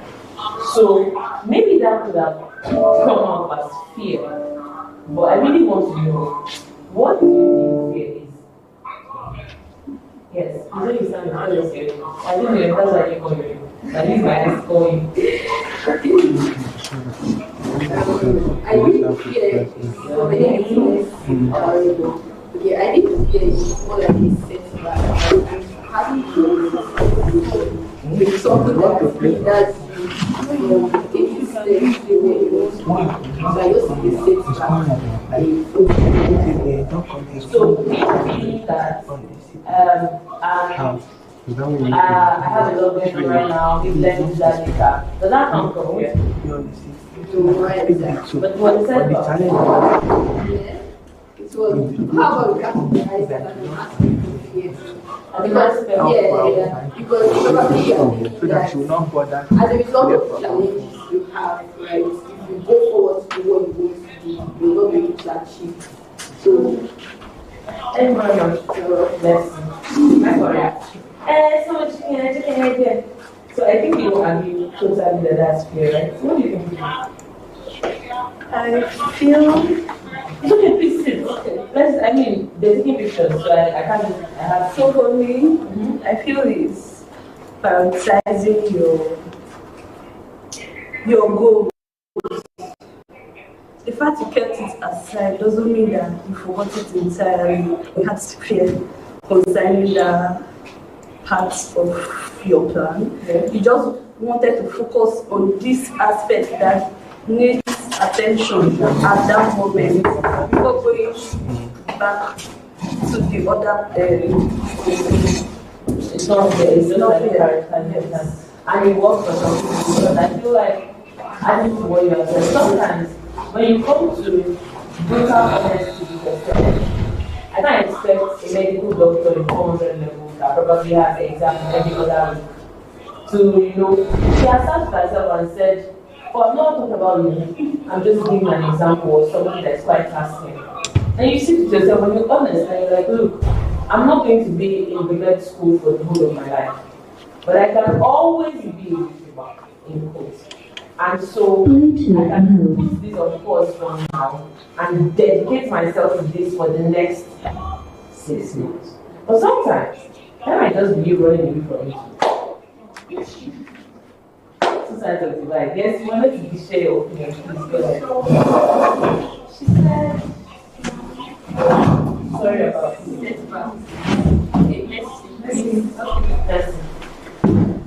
She said, setback is an aspect of fear. That's what I really did not. I didn't really wrap my head around, so I'm not saying it's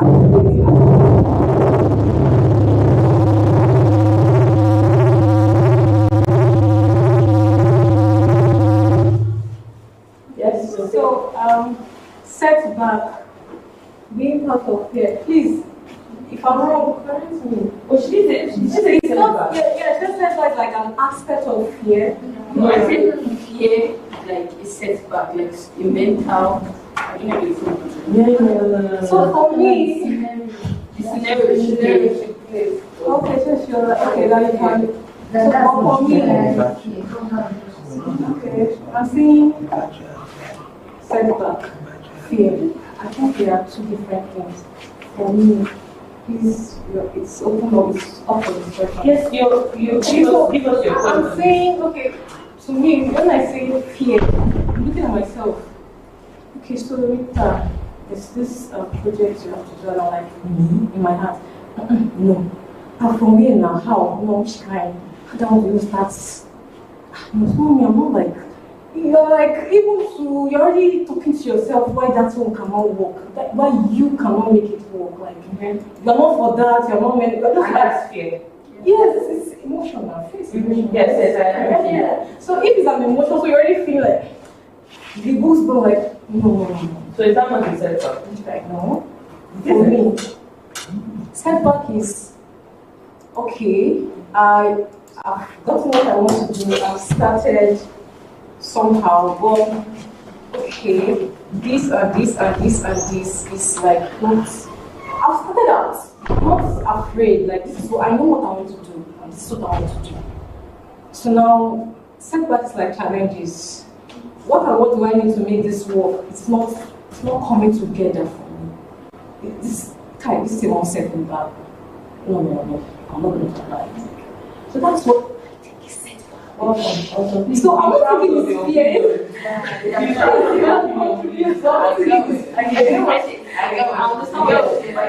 So is it a part of fear? Like I'm not emotion.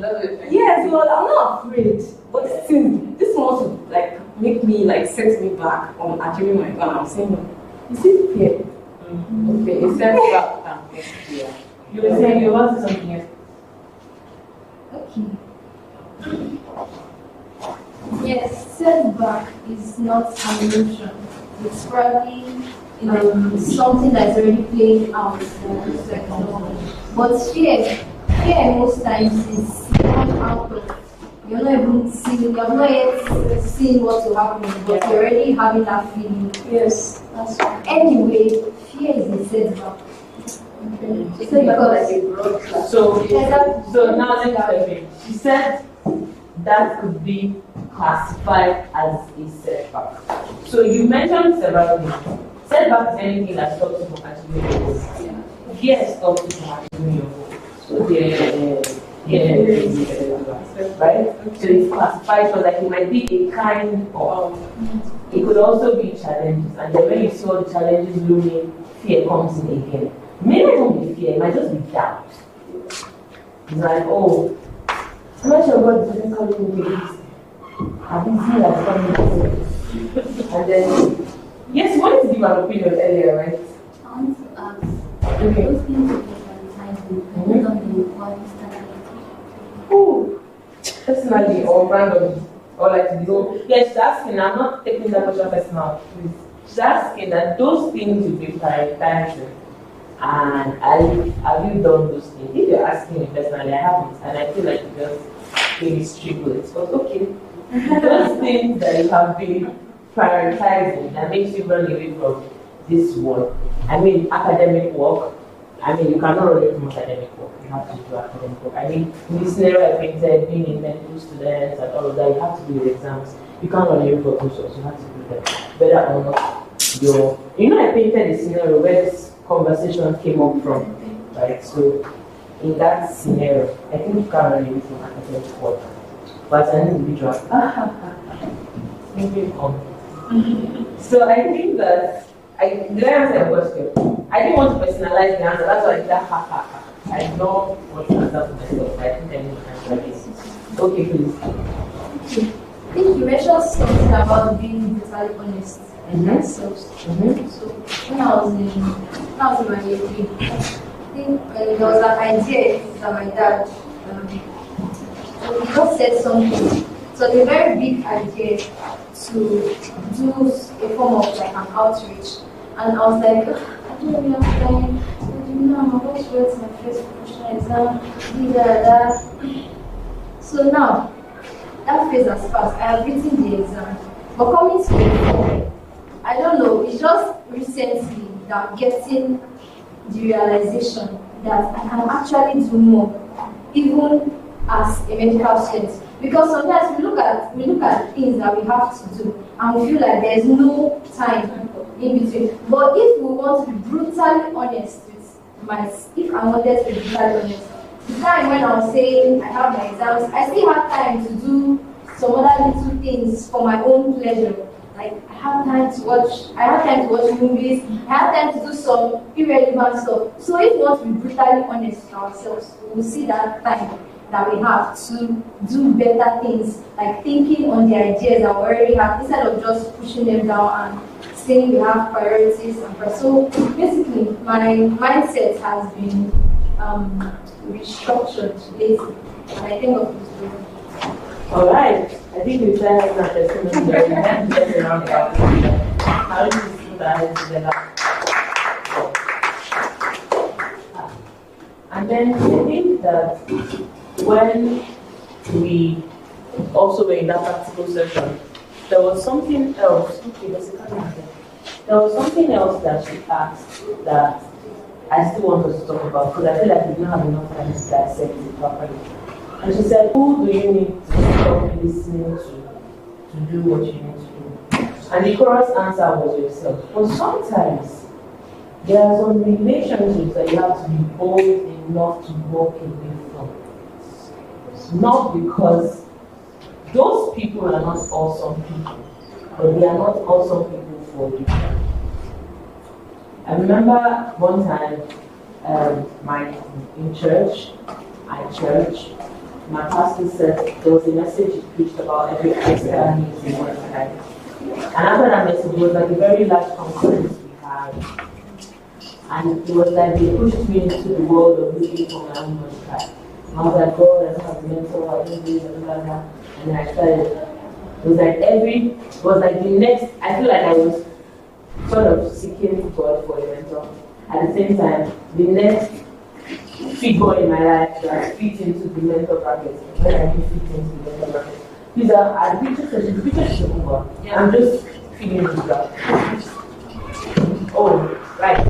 I'm sorry, we have to keep this up another time.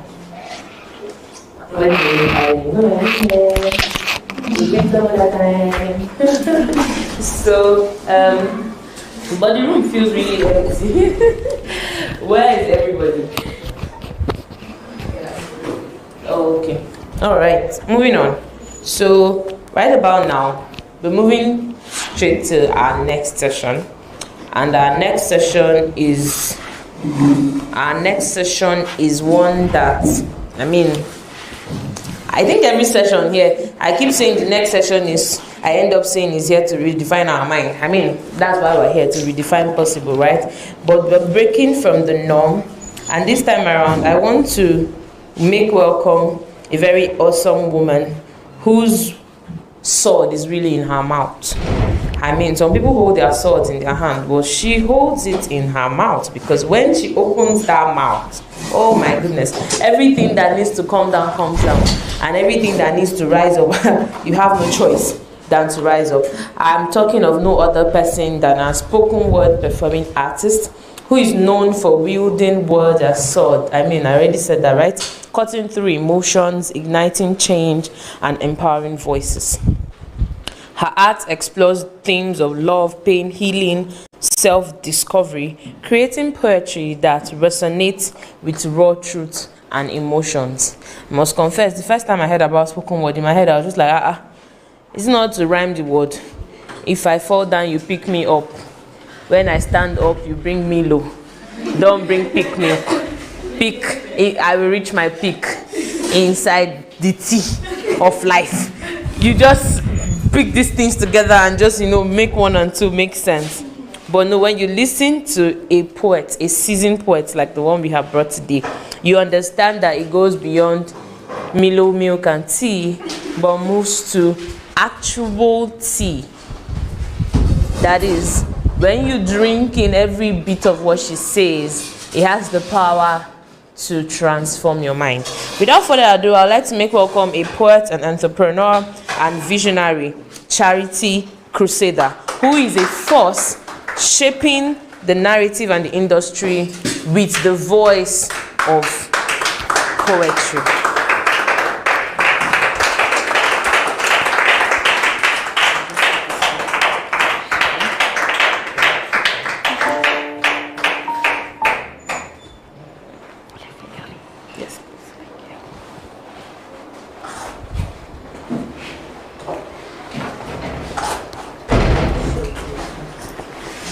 Good afternoon, beautiful people.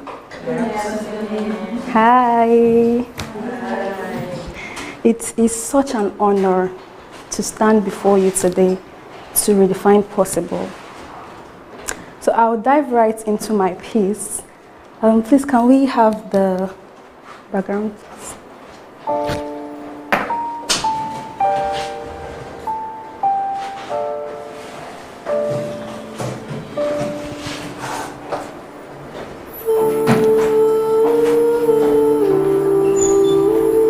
So this piece is about redefining possibilities, to redefine possible. While we're waiting for the instrumental, it's just like we've been given a script, and we're just to act the script out every day of our lives. And we've been told that possibilities had limits. Even before we were born, and those possibilities were placed before us, before we even had the chance.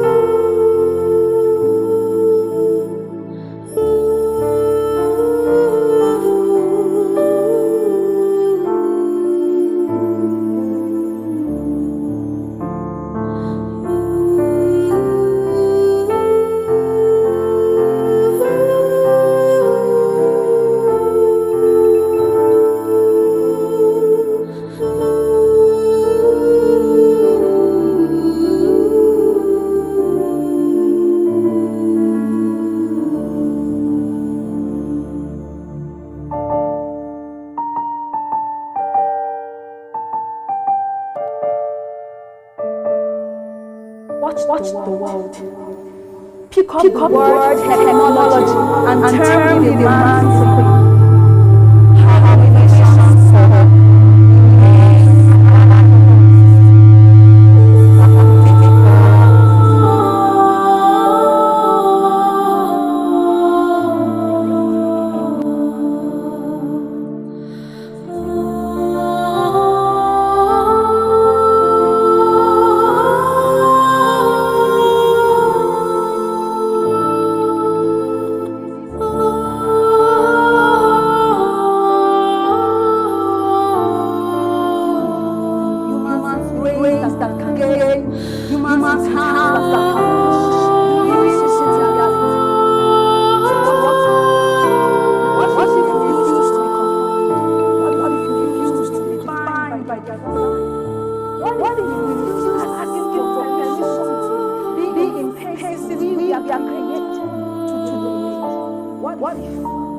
What if we pick up our pens, tear the old script, rewrite a script where we are not just existing, living, talking and breathing, but creating, disrupting, innovating? What if?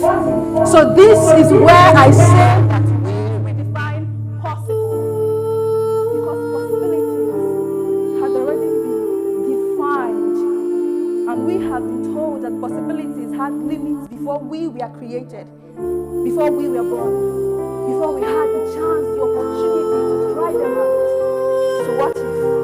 Because we too are parts of the minds behind the algorithms. Our fingers can code solutions into reality. Our voices can speak in boardrooms where we were once told to shut up, lock up and zip up. No more locking, no more zipping, no more folding, bending. We innovating, creating, coding. Have you ever felt like you had to choose between accepting yourself and being accepted? The good news is you do not have to fit in, but to stand out. Because barriers are only barriers unless they are destroyed. And possibilities are not defined by gender. So today we have gathered to redefine possibility, to redefine what it means to be a woman, to disrupt, to lead, to build, to create. And we are not waiting for the future. We are not waiting for tomorrow. We are not waiting for them to be ready. It is now. And now is the future. Thank you.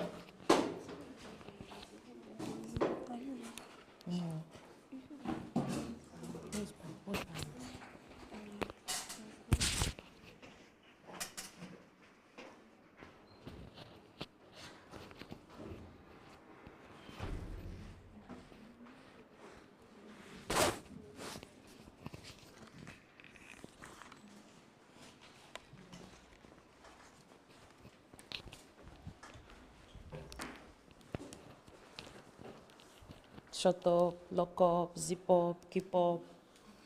Should we go? Should I continue? We were told in rooms to lock up, shut up, keep up, zip up. But now we open up, speak up, talk up, and not give up. Thank you. Oh my God, I don't even know how to, react from what I've just heard, because just beyond what is coming out from her mouth, her eyes, every part of her body is. Can I come for training? I know how to do it. I think I know how to do it. I'm a woman, right? That's all. I'm a lady. I can do it. Thank you very much, very much. Thank you very, very much, Miss Charity Cressida, for that awesome, powerful session. Each and every one of us were hit one way or the other by that. Some people still have goosebumps, right, from that awesome. And I really love that, even when her music stopped, because she didn't start speaking till the soundtrack started. So sometimes people, I don't know, maybe we that used to cram. Sorry, people that used to cram. They used to cram line by line. So once they miss one line, everything scatter. You understand? And so when the music, my Holy Spirit, oh help. But she did not even budge. Like, she didn't even act as if when the speaker started echoing, when the thing was giving like feedback, she just was like, this girl is not in this room. She's not hearing that this thing is giving bounce back. She's not even pausing. And I hope that we are that, tenacious with our goals. We are just focused. We are just like, even if you like, let this speaker explode. If we don't lock up, shut up, give up, I will not stop talking. And as we do that, really, when you rise up, there is nobody will be able to see your back. So right about now, we have the panel session. And panel session is supposed to be a time where we discuss. So forget about the conference setting and let's get into a roundtable discussion. And for the panel session, we have awesome speakers. And they're already seated, but I'll just kindly ask that Mrs. Deborah, you come sit here and turn your chair to face us. And also, I would like to welcome our second speaker on the panel session, who is Mr. Gold David. I'd like to invite him to the front. Can I put hands together? I know we've not heard him lock up, shut up, speak up, break up yet. But I promise you, when he does, you would know why we are doing that. I'm not going to stop locking up, shutting up, giving up today till the end of this event. And also the third person on our panel session. Yes, please. You're facing them because now you're being comfortable and discussing with the house. And the third person on our panel session today will be none other than the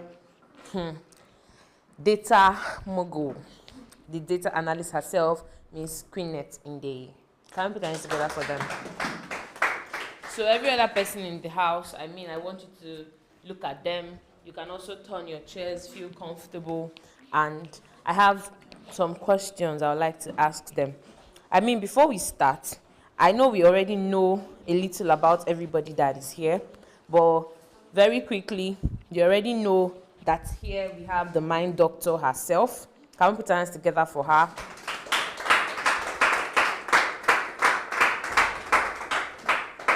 Who says you should stop clapping? It's okay.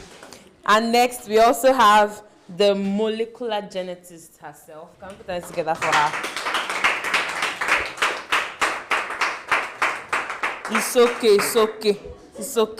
It's okay.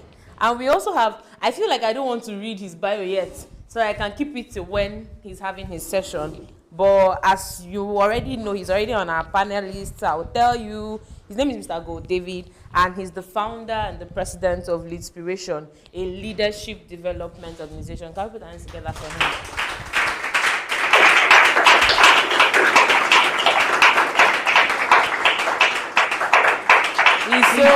It's okay. People are very obedient. I like it. So, our panel is complete. We have, the mind coach, the mind doctor. We have the leadership development, and then we have the team. In fact, there's a lot of coaching going on today. If you leave this place without being coached, my dear, you can never be coached again. There's no hope for you after today. It's okay. So very quickly, I'll have our first question. I have some questions I have here. And if you also have some questions, I mean, I'll be time, depending on the time we have, the floor might be open for more questions. Question number one. We're going to be talking about overcoming imposter syndrome and building confidence. When our previous speaker was answering the question, he said sometimes you just have to walk up to them and ask them, I am supposed to be, I am not there yet, why? And then when he said that, I'm like, come, you have to have a lot of audacity to do that. Sometimes, before you even step into the room, you even ask, I already see something, I came to greet him. You lie. You didn't come to greet him, you came to ask why you are where you are. So my question to you, Mark, Mrs. Deborah, could you help us with this question? How do people overcome imposter syndrome? Maybe you even first give us like a little rundown. What exactly is imposter syndrome? How does it even start? How do you even know you have imposter syndrome? And then how do you overcome imposter syndrome? Thank you so much for this opportunity. I'll first define what imposter syndrome is. I have a definition here, and it is actually related to your mind, your health, and that is you're having self-doubts of your intellect, of your skills, or your accomplishments among high-achieving individuals. So I'm going to be running that again. Imposter syndrome is when you are having self-doubt, you are doubting yourself of your intellect. You doubt your intellect, you doubt your skill, you doubt what you know, your accomplishments among high-achieving individuals. And every one of us at one point or the other will all face this imposter syndrome. You feel like you cannot, or you are doubting yourself, you are seeing yourself as a scam. Like, what you're saying about yourself is not true. Whereas in the real sense, it is. It can happen when you are intimidated, when you feel intimidated because you are seeing other persons who have more qualifications, who have more, so to say, the environment is kind of stormy for you, so you feel like this is not me, I'm trying to pose who I'm not. That is imposter syndrome. So one of the reasons why you should overcome this is, I usually start with understand why you are feeling that way first. Why are you feeling that way? If you understand why, you can tackle it. Is it because of the people that are there? Is it because of your achievement? It could be that somebody has thrown some jam at you and then come at you. It could be because of what somebody has said. And so you should try to understand, why am I feeling this way? If you get to the way, you can know how to tackle it and say, okay, then reassure yourself. What do you do? Do you have, that's why we work with evidence. What are your evidences? You know, evidence is speed, they're not just theory. So, like, I'll say this, that's why sometimes we ask for feedback. Let me use that word, yes, feedback from people. For example, if you train people, and then maybe you are trying to market, and you said something about yourself, and then you have to second guess yourself. Am I actually this person? Do I actually give this result to people? Then check yourself, is it true? If those answers are true, then tell imposter syndrome, this is you talking, this is no longer me, you know. So when I started out that research writing training, I have to be sincere with you, you know, there's this kind of fear that came out, like, that was the first time I'm going to be rolling out the training. I've been consulting all along, I've been helping people all along, but train people. So what I took to them was what the experience I got from consulting from people. But it don't look like, am I lying about my abilities? Am I lying about what I could do? I don't look at it. I trained my sister. She's here. I don't know. I trained her when she was doing her undergraduate. And that's the I was able to shake off that stuff. And she even went ahead to assist other persons. And sometimes when I'm choked up, I'd push some work to her and she does it. So what made me think like, I can't train someone else to do that. So, I give them, there's a tagline I used to use that, I will hold your hand. There was a time somebody asked that question that you said you're going to hold our hand, I will hold your hand to know how to do it yourself. So it can be sometimes tricky, but try and sit yourself down and measure, okay, what are your achievements? Did you actually do it? What process did you take to get there? Then what are your that's the achievement now.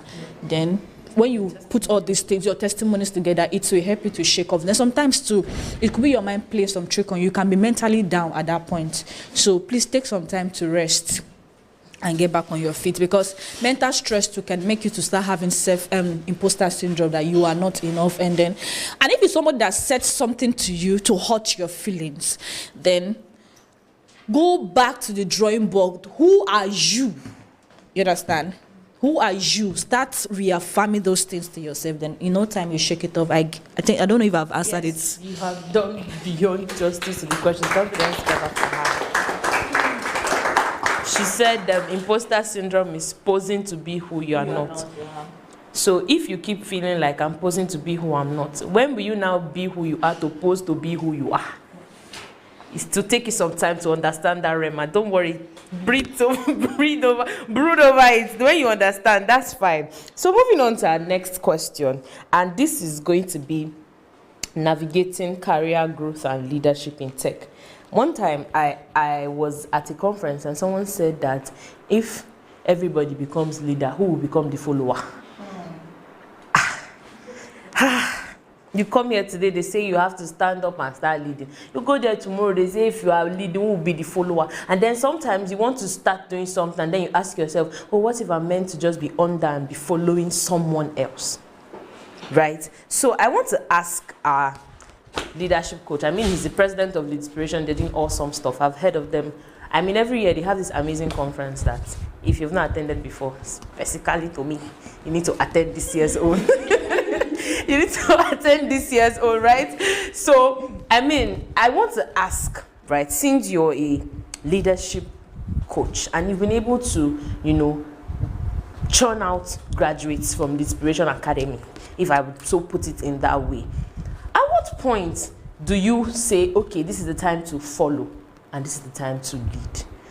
If you think you were a born leader, there's sometimes that you even try to avoid roles and they just find their way to you. And then you're like, come on, I'm supposed to be on this point. So at what point do you stop running away from leadership? And at what point do you sit back and actually follow? How do you know when you're not an imposter leader? It will take you some time to understand these things. Just take it in. Yes, please. Thank you, sir.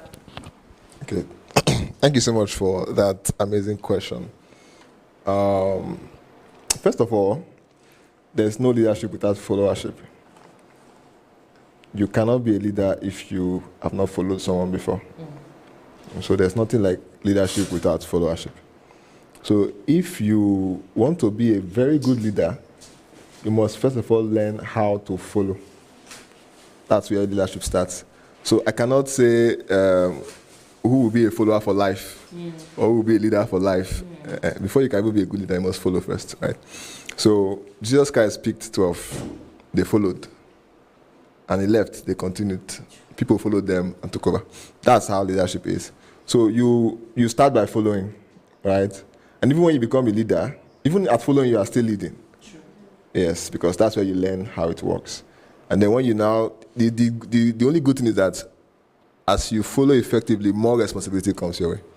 So that's when people now begin to see you as one big leader there. But it all starts with following, taking responsibility, and then with that, you just grow up in the ladder, and that's how it is. So everybody's supposed to be a follower, everybody's supposed to be a leader. All right, let's take note of that. Thank you. Thank you very much. Thank you very much, sir. Thank you very much.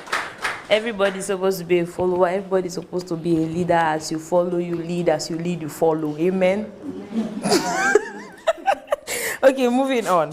I'm still going to come back to you because we want to talk about navigating career growth. But before I come back to you, I'd like to ask Ms. Queenette, when you were talking about when you started, you said that you came back and then you asked someone about the field that you sort of had a breeze in, and then you found out that was what the person did for a living, and I feel like that should have been like a breaking point in your career growth. I want to ask about the power of mentorship and networking, right? Some people will come to this event now because I'm not wearing high heel. They will leave here without collecting my number, but it's okay. You will see me in the future and you will need my number, but you will pay. No, it's okay. I mean, no problem. You know, people look down on me. You see Mr. Gold here today. That is conference, Ajay. That is conference. I'm trying not to bring out but that is conference. You will not see him like this. You might not even be able to, because of protocol, you might not have access to him. People will come to events and they take access for granted. So I want to ask Ma about the power of mentorship and networking, especially in your space, or how it will affect your growth in career in tech as a woman. All right. When it comes to networking, if you ask anybody, they understand the basis of networking. So you go to a conference and there's a networking session, you exchange contacts. What do you do with those contacts? You just view status. Day in, day out, you're viewing the person's status. Have you tried taking a step further to know what this person is doing? So even at that point where you're networking, you don't just stop at, give me I'm also guilty of this, give me your number, I save your contacts, and that is it. You don't even know what the person is doing. That's the basis of networking. And then you want to go into tech, any skill at all, and you're looking out for mentors, you're looking out for senior friends, people that have been doing it for maybe a period of time, and you want to learn from them. One thing I do personally, I'll go to LinkedIn, #data analyst. #data analyst. The top people that are into data analysis, I'll start seeing their profile. I'll start seeing their portfolio, the work that they do, and then I follow them. So I start by following them. I keep looking at their posts and all of that. And if I see something that they know that I need to learn, I'll go to their DM. Hello, my name is Queen Etinde. I don't just say hi, good morning, and then you leave it at that. You're not serious. Some persons are you just say hi, and then the person don't want to say, how are you? I'm fine. How are you doing? Have you eaten? No, you go straight to what you're looking for. I need this A, B, C, D. I need that. And then there are some persons that may not be very prompt in their response, right? But another form of mentorship, it may not be a physical person. You have your YouTube. You can learn whatever you want to learn via YouTube. There are some courses online, but the problem is some of us, we don't have the discipline to start a course and we finish it. That's a problem. But then you have to decide. So those things are at your disposal, but if you don't utilize it, nobody can help you.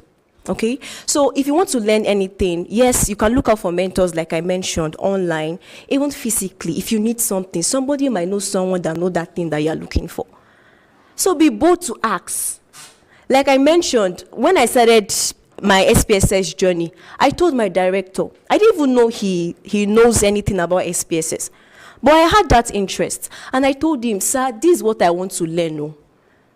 And the reason why I told him was maybe he might know somebody that knows how to do it. And then he now told me that, oh, it's something that I do for a living. I was like, okay, very good. And then I started. So we have those things at our disposal. We have those people.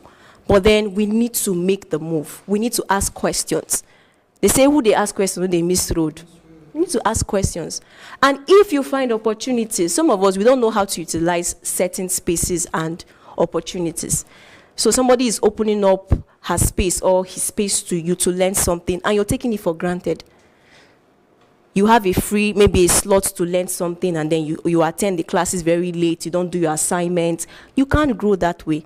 So whenever you found a mentor, you found the right network, be intentional about it. All right, thank you. Thank you very much, ma'am.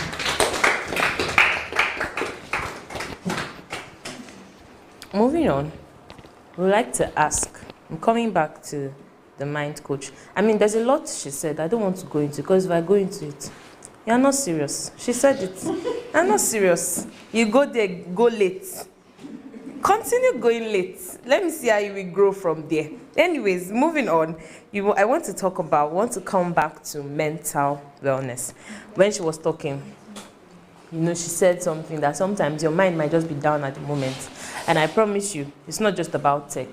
In anything that you're going to do breakthrough in, you will definitely go through that down point where you feel almost frustrated, near frustration, like, this thing is not even programming. Go and program now. Your mind will tell you. You will know. Data analysis, they're doing SPS, go and do it now. Go and do. With time, you will actually understand. So I want to ask Ma, coming back to the mind doctor, about mental wellness in the tech industry. I know when you were talking, you said you're not really in the tech industry, but it's not true. As long as you're using computer to do your work, you're in the tech industry. How do you realize when this one is mental sickness? I am mentally down and I need help. Some people are not even honest enough to themselves to know that they need help, to now begin to seek for the help. Some people, delusion, they say, one time I heard, okay, I don't want to go into that, but they feel like, because of my religion or because of my faith, my mental health cannot be down, or I cannot. You will soon know. Anyways, moving on, I want to ask. I like that you guys are getting the rema after I've already said it. I want to ask, right? At what point do you now know that, okay, this one, it has gone beyond perseverance. This thing is affecting my mental health. And how do you recover? And please, Ma. 2 minutes. They don't say I go talk plenty things. Okay, before I answer that question, I will say this, that as ladies, you should know that we have many problems with mental health because we suffer mood swings a lot, and it's due to our body structure, our biology, the hormones, that's the right word. And some of us suffer, we are on low moods when we are close to our period sometimes. Sometimes it's during our period, sometimes it's after our period, sometimes it's during ovulation, we are on low mood. So I will say that you should study yourself to know when you are on low moods and when you are on high moods. During those times you are on high moods, try to push up your tasks that are difficult to those periods. You'll be able to achieve more than when you're on low moods. Then another thing that can affect I'm sorry, I have to say this thing so that we understand the basis. And that thing is that when you walk without resting, you will definitely break down. For the past 2 months, and this thing is a ripple effect, you will not even know. For close to 2 months now, just 2 weeks out, I sleep late and wake up late. Sometimes 5 hours, 7 hours, 6 hours, and the stress was just piling up. And I broke down mentally. I think last 2 weeks, right? I broke down mentally. Yes. On a more serious note, and I had to shut out. Yes, I have to shut out from everything. I will remind you, remember. And do you know what? Do you know how funny we are as ladies? Sometimes the things that we're paying you are things that have happened years ago. Yes. You remember now? So, one day I was just on low mood. I started crying. He came, he said, what happened? I started explaining when I lost my dad. It's funny. But that was when I was feeling the pain. I was feeling the loss. I was feeling things that happened around that session. The thing is that one thing is understanding what you are going through. Another thing is the ability to express what you are going through and not passing the aggression. There's every possibility that maybe I've even passed the aggression on him those periods. I don't know, Sha. But the thing was that I told him, I say, this is it. This is what I'm feeling. That's the place of communication. And he just cleaned my tears, hugged me, and that was all. I recovered. What am I saying is that sometimes you think you have no, seriously. Sometimes you think you have overcome some situations, but it is when you are in your low mood that is when the thing will just pile up. Don't just shift things aside. If you are hurting, make sure you heal. If not, when you're on low mood, those things will come back. You start, especially when you start feeling imposter syndrome, you start seeing everything that has been wrong with your life, everything that has gone bad. And as ladies, these things we are prone to it. Let's be factual. So, how do you come out of this? First is Take your mental health serious. 30 seconds, no problem. Take your mental health serious. Whenever you feel like you stop having joy in those things you derived joy in, you feel sad, you are just moody, you are just passing aggression, you don't even, some people, they eat too much those periods. You are just eating abnormally. Some person, they can't even eat. You are just crying, and you don't even know why you are crying. You know, those periods, just know that you need help. First thing is communicate. There are mental health disorders is in levels, but I believe your own has not reached that level that they will need to admit to you. So first is reach out to someone that understands you, someone that will not try to make you feel like, why are you crying now? You understand? Somebody that will empathize with you. We know those people now. You know the person that will talk to you and say, is that why you are crying? This small thing. No, don't reach out to those people. Reach out to people that will empathize with you, that will understand what you are feeling, that will validate your feeling at those points in time. Then you can decide to stop working for that period till you recuperate. So, but if you now pass, be careful. Please visit hospital. There are medications for these things. Thank you very much. Thank you very much for that awesome session. I want to come back to Mr. Gold now, Mr. Gold David now, and I'm still picking up from where she stopped. So from the leadership point of view, or let's say from the organizational point of view, how would you say a female staff, or let me not even say female, a staff should approach, because now she's saying take a break from work, but not all, you can't always take a break from work. Sometimes, it's only freelancers that literally will say have all their time to decide what they want to do when they want to do it. So would you say that they should approach their leaders in those times?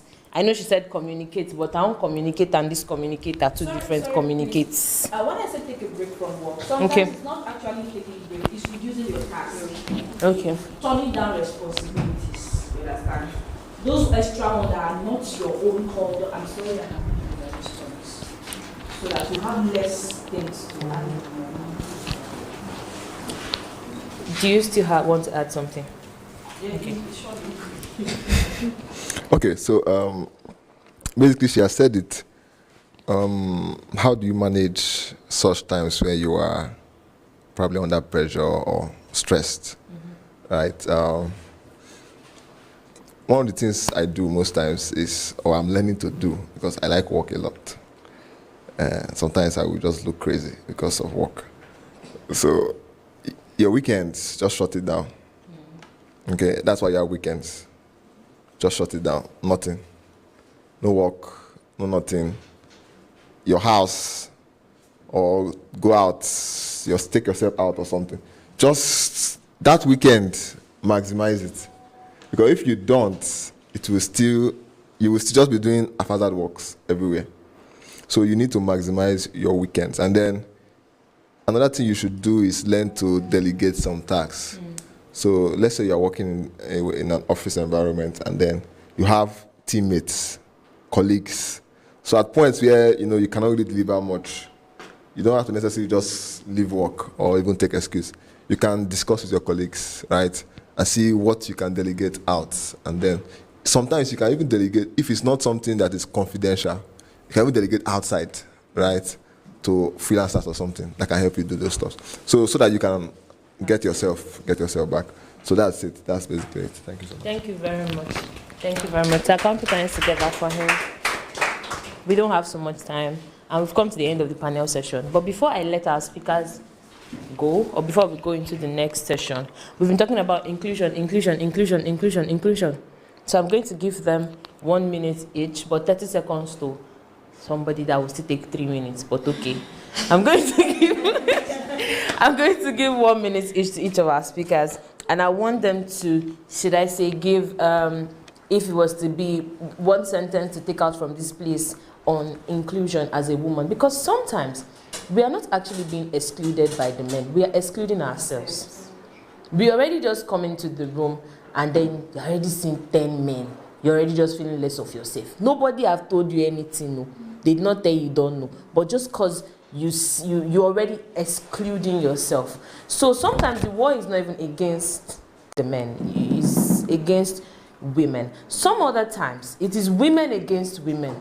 So you enter the room, and then as you entered, you were the only woman, and then you enjoy the attention, and because of that you don't want another woman to come in and share. I mean, this is reality, right? So I want you guys to give us closing, take homes about inclusion and how we can be intentional about, if they did not include me, I will create the room and include myself. Right? Thank you very much, sir. Okay, so I don't have much time. So basically, the word is a big word. I learned something from one of my bosses. It's basically, he likes saying the fact that there's enough space for everyone to succeed. There's no limitations. There's nobody telling you you can't do this, you can't do that. In fact, it's only when you tell yourself, that's when you actually can limit yourself. If someone tells you something and you don't take it serious because it's not you, right? You can never have that limitation. But when you put it on yourself, then nobody can help you. You're the one that can help yourself. So please, the world is big enough for everyone to excel. There's no telling you, and this place is not for you, that place is not for you. It's a lie. It's you that decide that by yourself. So please, anywhere you see yourself, that vision you have, pursue it. Right? Just go ahead, and in the end, you will succeed. All right? Thank you so much. Thank you very much.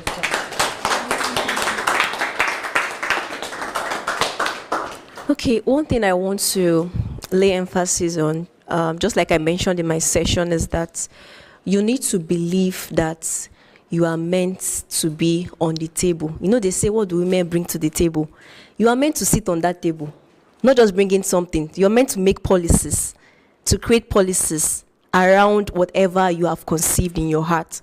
So have that belief that so there's no skill that was written, or maybe a constitution that says this particular skill is only for guys.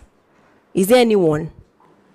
So believe, you need to have that belief, because if you don't know what you can do, or if you don't have that belief in your heart, anybody can tell you anything and you're going to accept it. So you need to have that belief that you can sit on that table. You have everything. You have the possibility, you have the capacity to learn any skill, be it coding, programming, and name it. So once you've had that belief, and then look for a part where you want to make your voice to be heard. You can choose one skill, maybe data analysis, programming, coding, whichever one. Choose one and then decide to amplify your voice in that skill. So when you do that, you see that other persons, they'll start building that confidence to also go into it, because you are creating a part. So inclusion is not just about men giving you the opportunity. You need to create the opportunity for yourself. Thank you. I want to stick to a second. Yeah. No, not really a second, but less than a minute. So I would say this, that as females, possibility is whatever would define it to be. And impossibility is whatsoever would define it to be. So define your impossibility and possibility by yourself. I am shocked. Can you put your hands together for her? As a woman, possibility is whatever you define it to be, and impossibility is whatever you define it to be. So what do they say? The ball is in your what? It's in your front page. Kick it how you want. And as you do that, the sky will be your starting point. Thank you very much. Thank you to our speakers too. Thank you. Thank you so much to our co-host, Grace Audu. She's chipping in some, through her co-host privileges, she's chipping in, some powerful lines here and there. I know we are taking notes. Okay. Thank you so much to the panelists for that very, very insightful session.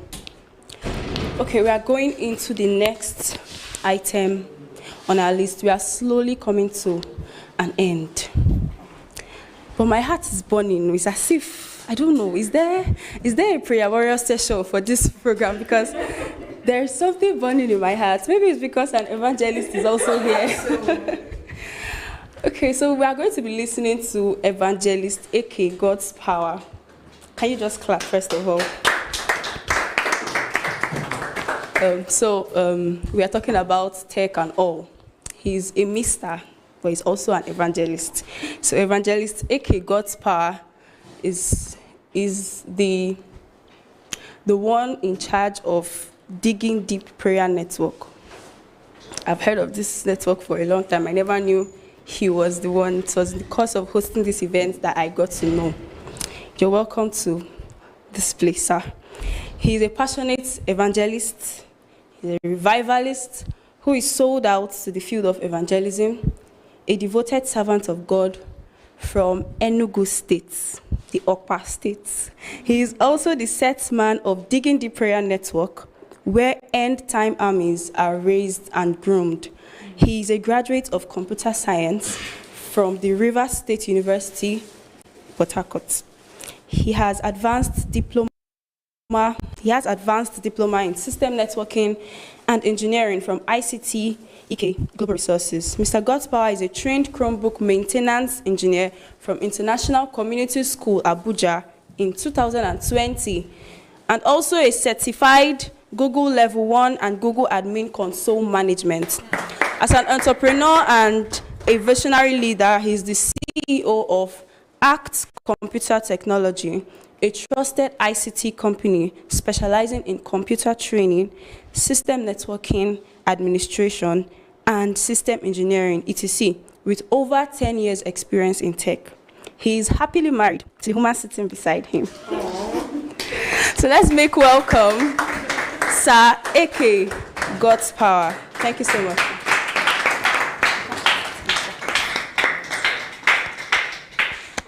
Wow, this is serious. It's beyond what I expected, and I'm really happy to be here. I want to say a very big thank you to the host, Madam Ruth. In fact, this is a great one, and I want to say a very big thank you to the CEO of Speedlink for giving us the cool, enabling environment to drive through. I think on your journey in tech, you won't forget this day. It's a sure you won't forget this day. Pardon my voice, we've been on a series of programs and activities here and there. So please, let's dive into the business of the day. I won't take much of your time.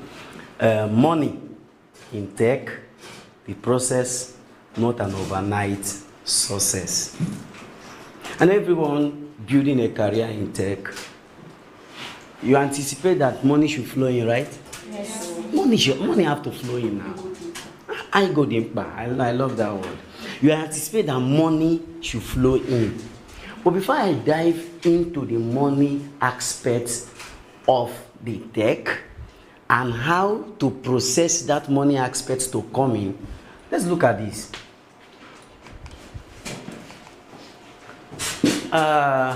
Permit me to digress a little. Who do we have here? You got it on time. Who? The reigning female, the trending female. I know why I brought that to your doorstep.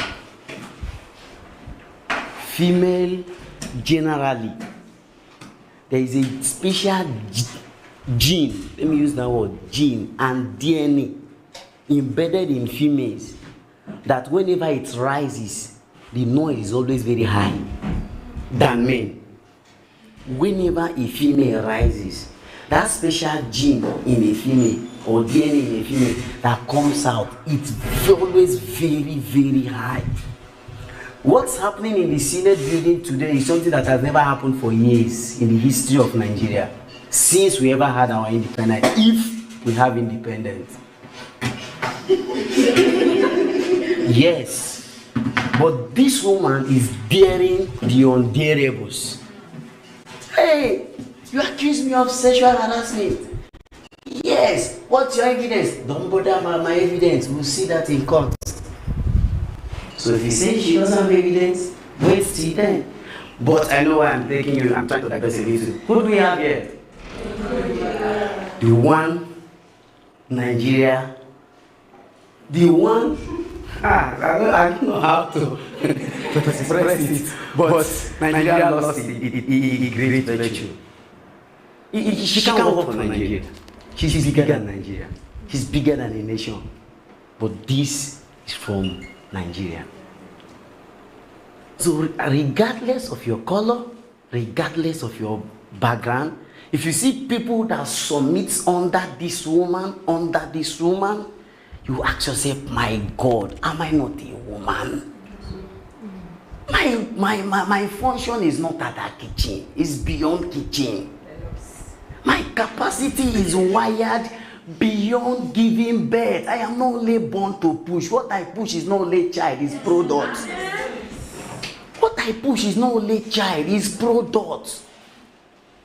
So I beckon on you as you are coming into the tech industry. And in fact, to draw your attention a little on that tech industry, okay, I think my journey and my growing up has always been women training me. I don't know why. It was as I was sitting here, it just occurred to me that, well, I gave my life to Christ under a woman administration. I came into tech. The first woman that taught me how to type was a woman, Perpetua. As I advanced into tech, the woman that taught me system networking and engineering is a woman, Madam Sarah. Maybe the only reason why she came back from UK to Nigeria was just for me to be brought up.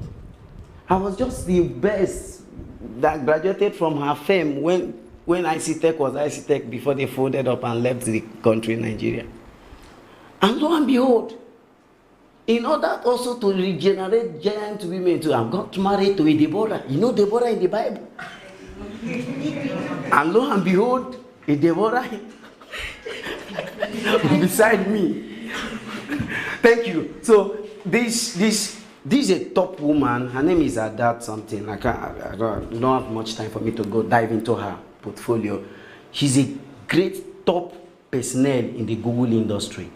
She has really gone far. So I beckon on you, start desiring to grow far in tech. And while you are desiring to grow far in tech, you know too well that money is involved. Okay, money in tech, the process, not an overnight success. So time is not friendly, so I'm going to rush through this, the introduction part, understanding the tech journey, challenges in the tech space, steps to build a sustainable tech career, financial growth in tech, encouragement, and a takeaway. All right, so introduction. This was one of the companies where I worked in. If you see this kind of system, somebody carrying this kind of system, you use it and stone the person. So what are you doing? In the tech industry, technology, often simply called tech, refers to the use of scientific knowledge to systems and methods to solve problems. Let's not go into all that. But now, you are coming into tech, please, I beckon on you, there is a process. I welcome you into the club tech. But where do you start from? Where do you want to start from? The robotic is there. The data guru, data analysis, they are all there. The web design, they are all there. The coding, they are all there. Don't start like me. I touch here, I touch here, I touch here. And at the end of the day, I discovered that I've touched diverse areas. So by the time I came back to myself and say, okay, let me now narrow myself and simplify where I should be. By the time I start coming into it, I discovered that I've wasted a few years back trying to juggle between different angles, and I wasn't getting them right. So by the time I came back to my own field where I have passion on, I discovered myself sailing so fast and growing. So I believe I'm not jumping. Okay. Oh, I think the presentation clipper is taking me faster. Okay. One of the 4 things that in the pillar on the journey of tech I would like to call your attention on. Number 1 is time. Just as usually say there is no time, there is no time. Yes, there is time, but there is no time. Time. And consistency in your building. Next one, thirdly, is failures, then learning. You must definitely come to this junction. There's no two way about it. You come to this junction. But what do you do when you come to this junction? You don't jump it. You rest there for some time. Understand why that failure was there. Then you proceed to the next step. But one thing you must ensure that you keep on the tech journey that you are embarking on is consistent. It's difficult. How do I navigate through this? Consistent. There's one of my mentors in tech. His name is the Tech Group. You watch a video, you watch the video. There was a consistency in watching that video before I mastered that thing that I was looking for. A company had a networking challenge, and the woman that was there was a white woman. So I was called on that. Somebody recommended me to the company and said, it's only this person that will be able to at least navigate through your server room and see what the person can do, see what can be done. Because they were all having network glitches. Why are they always having network glitches in the office? Network failure and all there. So we need somebody to rectify it. So by the time I got to the office, I entered the server room, I folded my hands and said, oh my God. The woman who taught me networking, it's a lady. You need to see where she will wear coverall and climb marks. Max, a lady, she will be working tirelessly inside server room under AC, very cold, but sweat is coming out because of the tedious work there. So when I got to the server room, everywhere was messed up. I started because I learned something from her, and that's the process of learning. I learned something we call consistency and neatness. In your learning journey, don't throw away that neatness of job. When you do a job, let them see that, oh wow, this job is sparkling neat. So when I got to, and I finished the job, and I asked them to test run it. They did all their test run. When they finished, they noted. When they finished test running, it was time for me to leave. The owner of the company asked them that, say, is it done? Is it okay? They all said yes. And I said, okay, please use the security, use my car and my security driver to go and drop him off.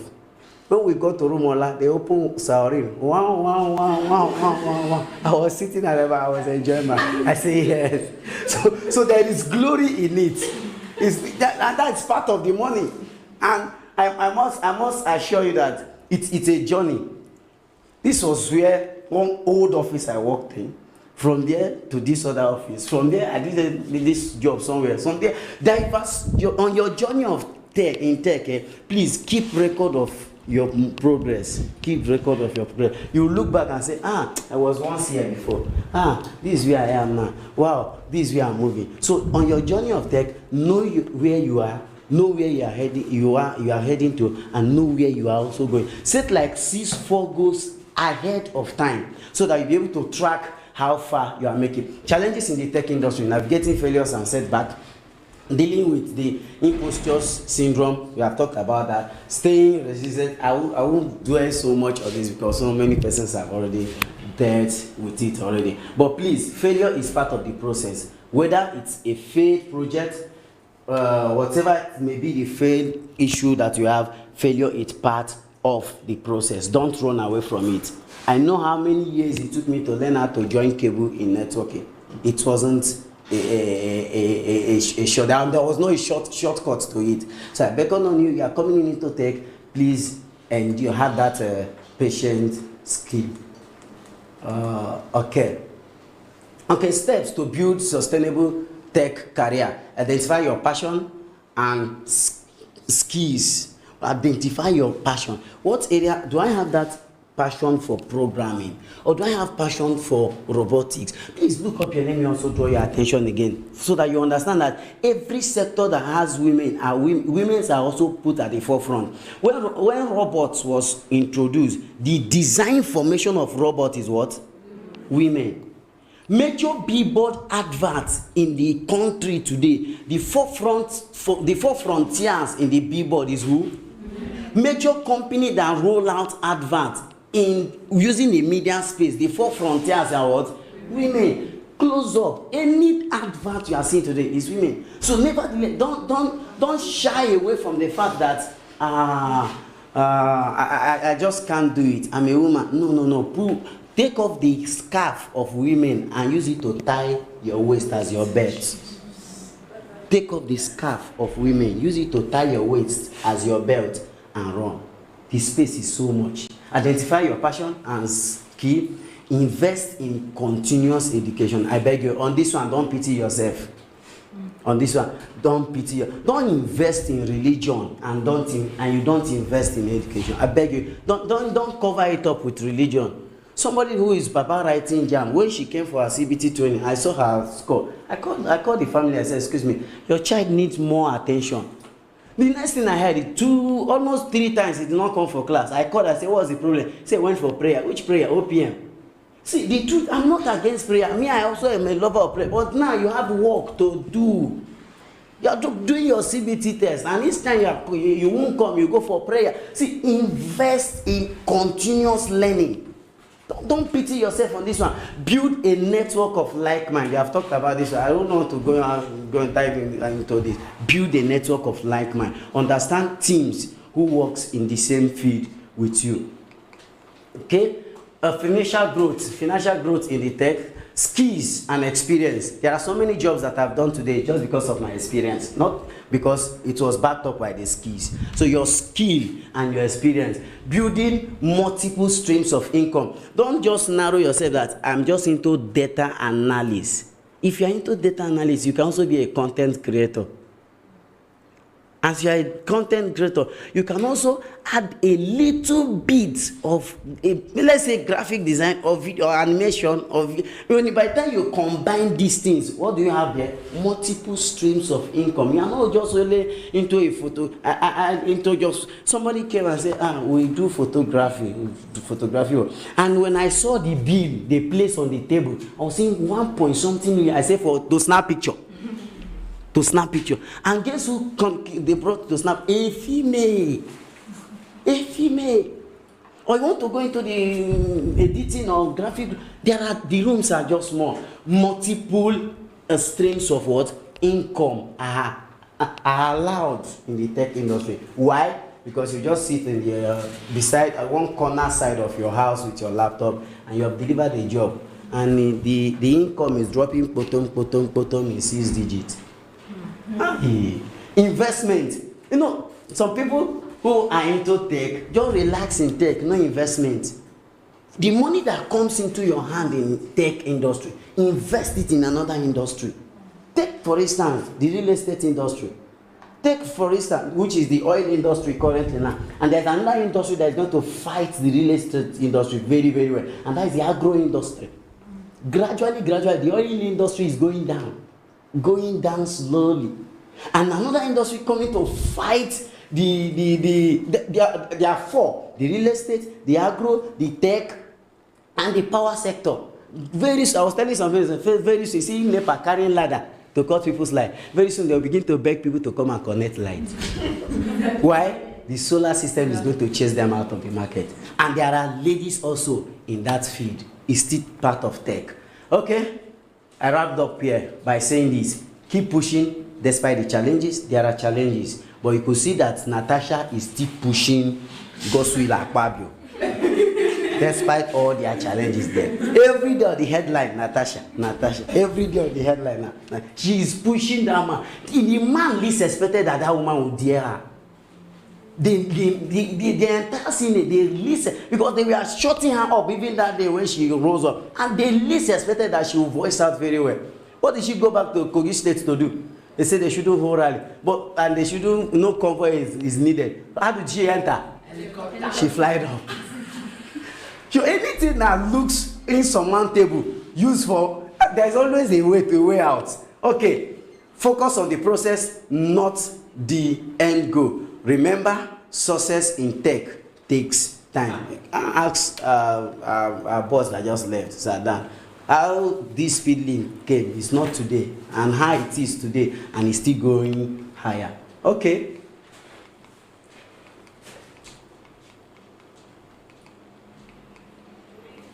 There's something I'm missing here. Let me just see. What do we say here? Start now, or now start. Start now, or now start. So this is the time. Can we read all this together? 1, 2, go. Be patient with yourself. Everyone's journey is different. Don't compare your chapter 1 to someone else's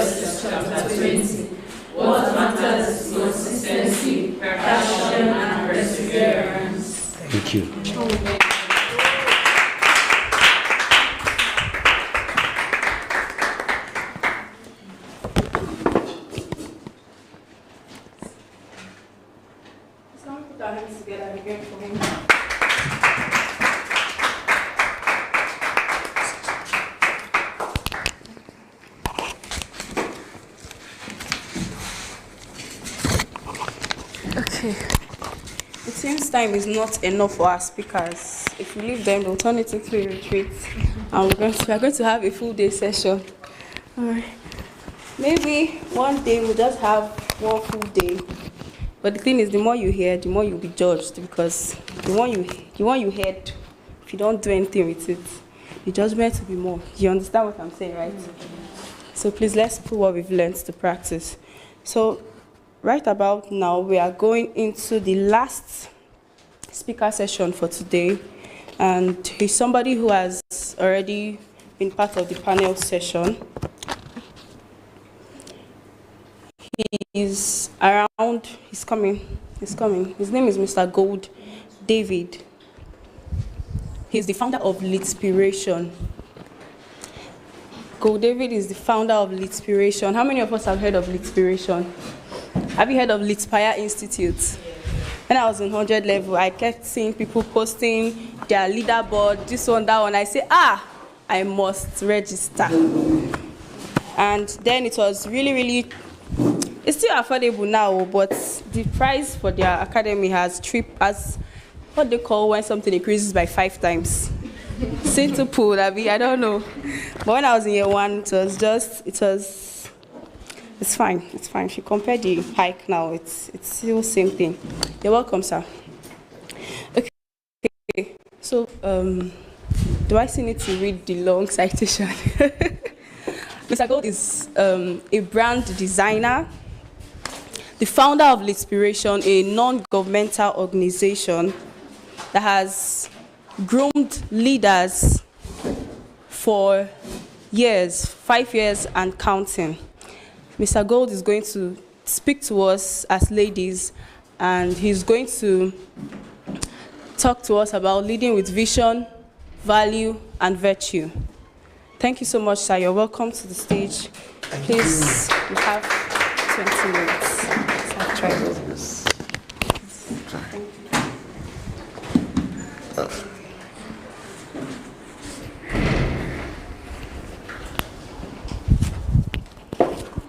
Okay. Good afternoon, everyone. I'll try my best to be very fast to see how we can scale through my slides in 20 minutes time. Okay? So it's been an amazing session so far. How many of you have enjoyed yourself? You have learned a lot.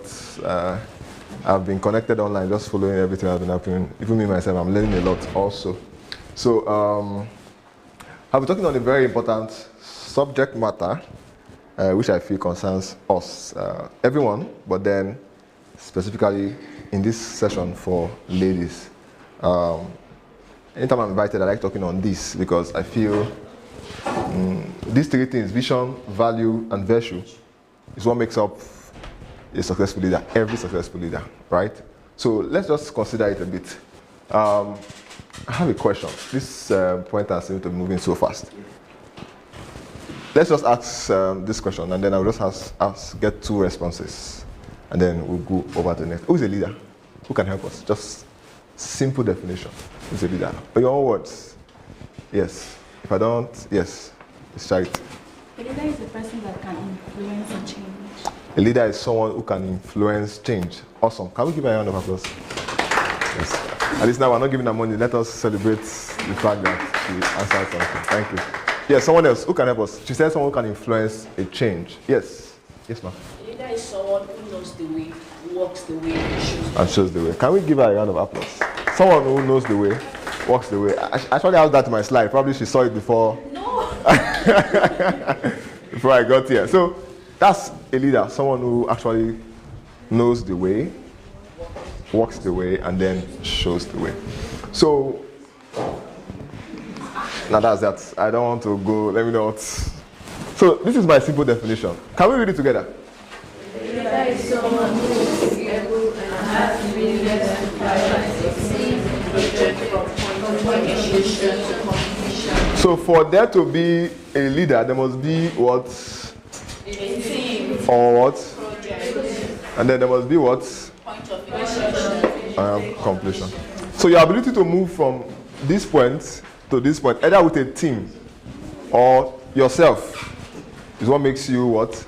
A leader. So when I asked a lady one time, I want you to join our leadership training program. And she was like, and that one does not concern me, that is not for me. I was like, why? She said leadership is for men, that it's not for women. I was shocked to my bones. And this is real life. This is not somebody coming to tell you stories. A lady actually told me that leadership is for what?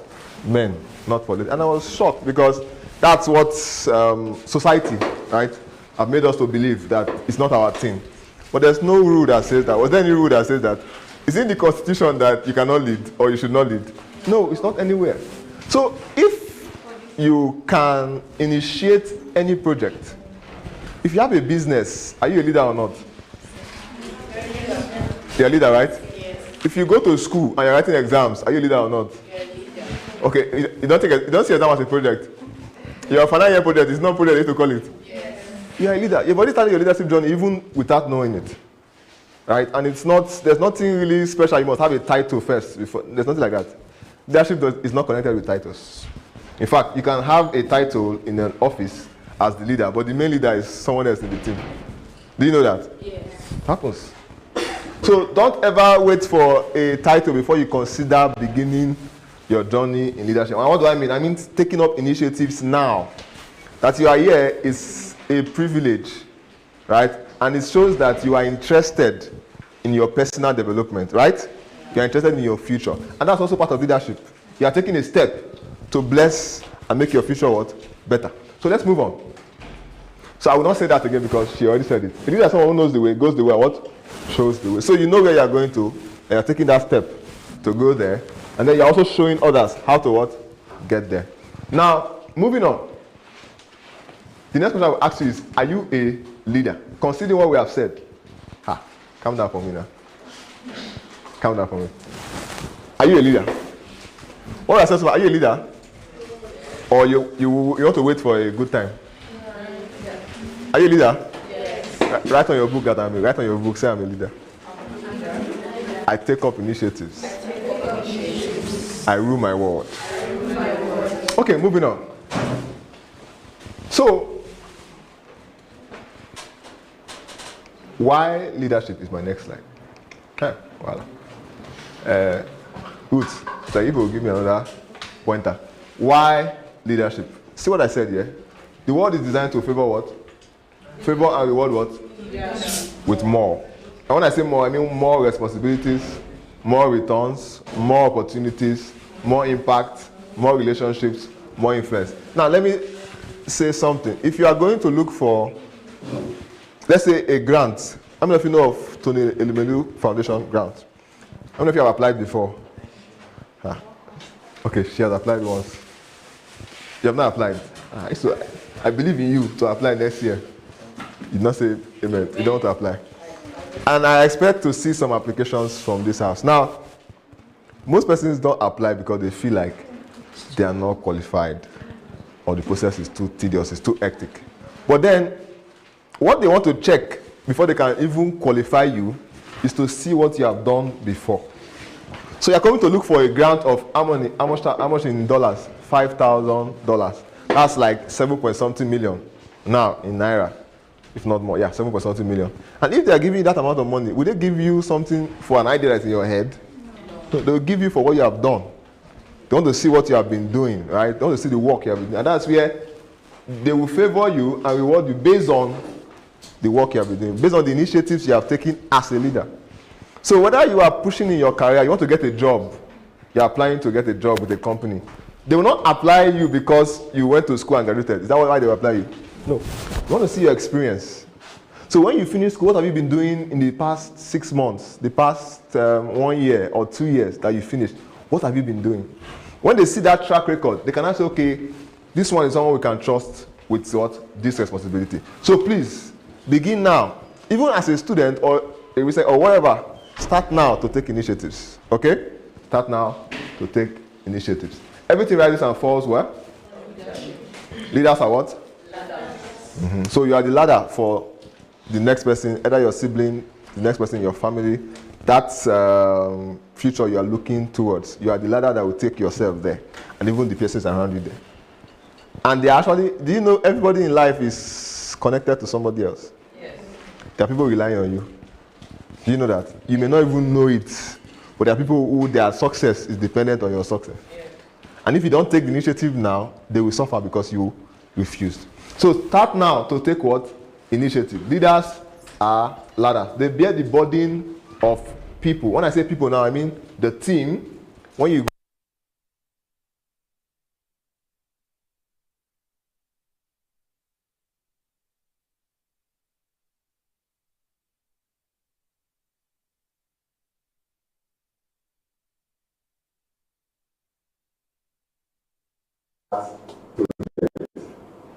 the community chairman is still right, the principal is still right, the contractor is still right, who else is still right again? The students in that school are also stakeholders. So you must know how to bear the burden of people, stakeholders in your project, and then the followers, people who follow you. You must bear the burden for them as a leader. Then the success of a project is dependent on who? The leader. For example, how many of you follow football? You watch football to an extent. Ladies don't like football that much, but I know some people do. Somehow, right? Somehow. You're just a fan or you're not a fan of them, you just watch. Okay, so when a team is not succeeding, and probably they are 10th place or 12th place or even 19th place in the table, who do they look to fire? So that the team can get better, who do they look to fire? The coach, the manager. They don't start with the players. They start with who? The manager. Because they feel like, or they know, rather, that the success of that team is based on what? And over time, we have followed this thing. We found that a team can be performing low at the moment. But the moment you change the coach, but the same players, and you wonder how, why? Leadership, mentality, right? Mindset. So please, everything rises and falls on leadership. So leading with vision, value, and virtue. So I want to explain these three things to us before we wrap up. What did I say? Leadership always begins with what? That is work on and packaging into something of what? That people need and interact with you for, and what is retained by your virtue. You want to change the battery? Is it off? It's off. Should I hold on? Okay, I can go ahead, right? You can look out at that. So, without this three traits, you can't go forward as a what? A leader. So it all begins with a vision. A vision basically, let me explain all of them one by one. Vision is what? Value is what? Virtue is what? Write that down, very important. Your vision is what you see about your future. The life you want to live, the future you want to have, the business you want to build, the family you want to have, everything is embedded in your vision. It is what you see. Your value then is what you offer. What are you offering to the market? What are you offering to your company? What are you offering to your nation? What are you offering to your community? That's your value. What you offer. Then the virtue is what you represent as a person. Right? Your moral conduct, your values as a human being. The things that they cannot find you doing, no matter what. That's your virtue. And these three things are what make up what? Every successful leader. Now, vision is the beginning of every success story.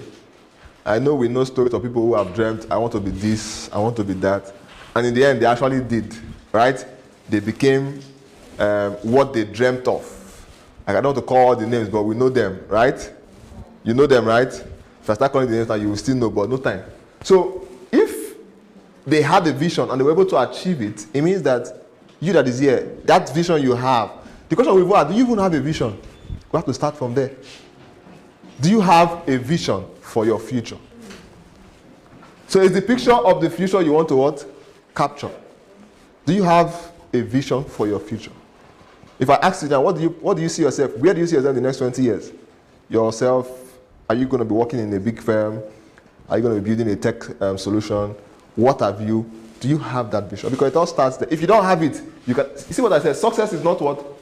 You cannot stumble upon success. It's not. It doesn't happen. Like you don't wake up by mistake one morning, then by the side of your bed, you are just seeing $200 million. Like you just sleep. Even you don't go shock. You go, first, what did happen?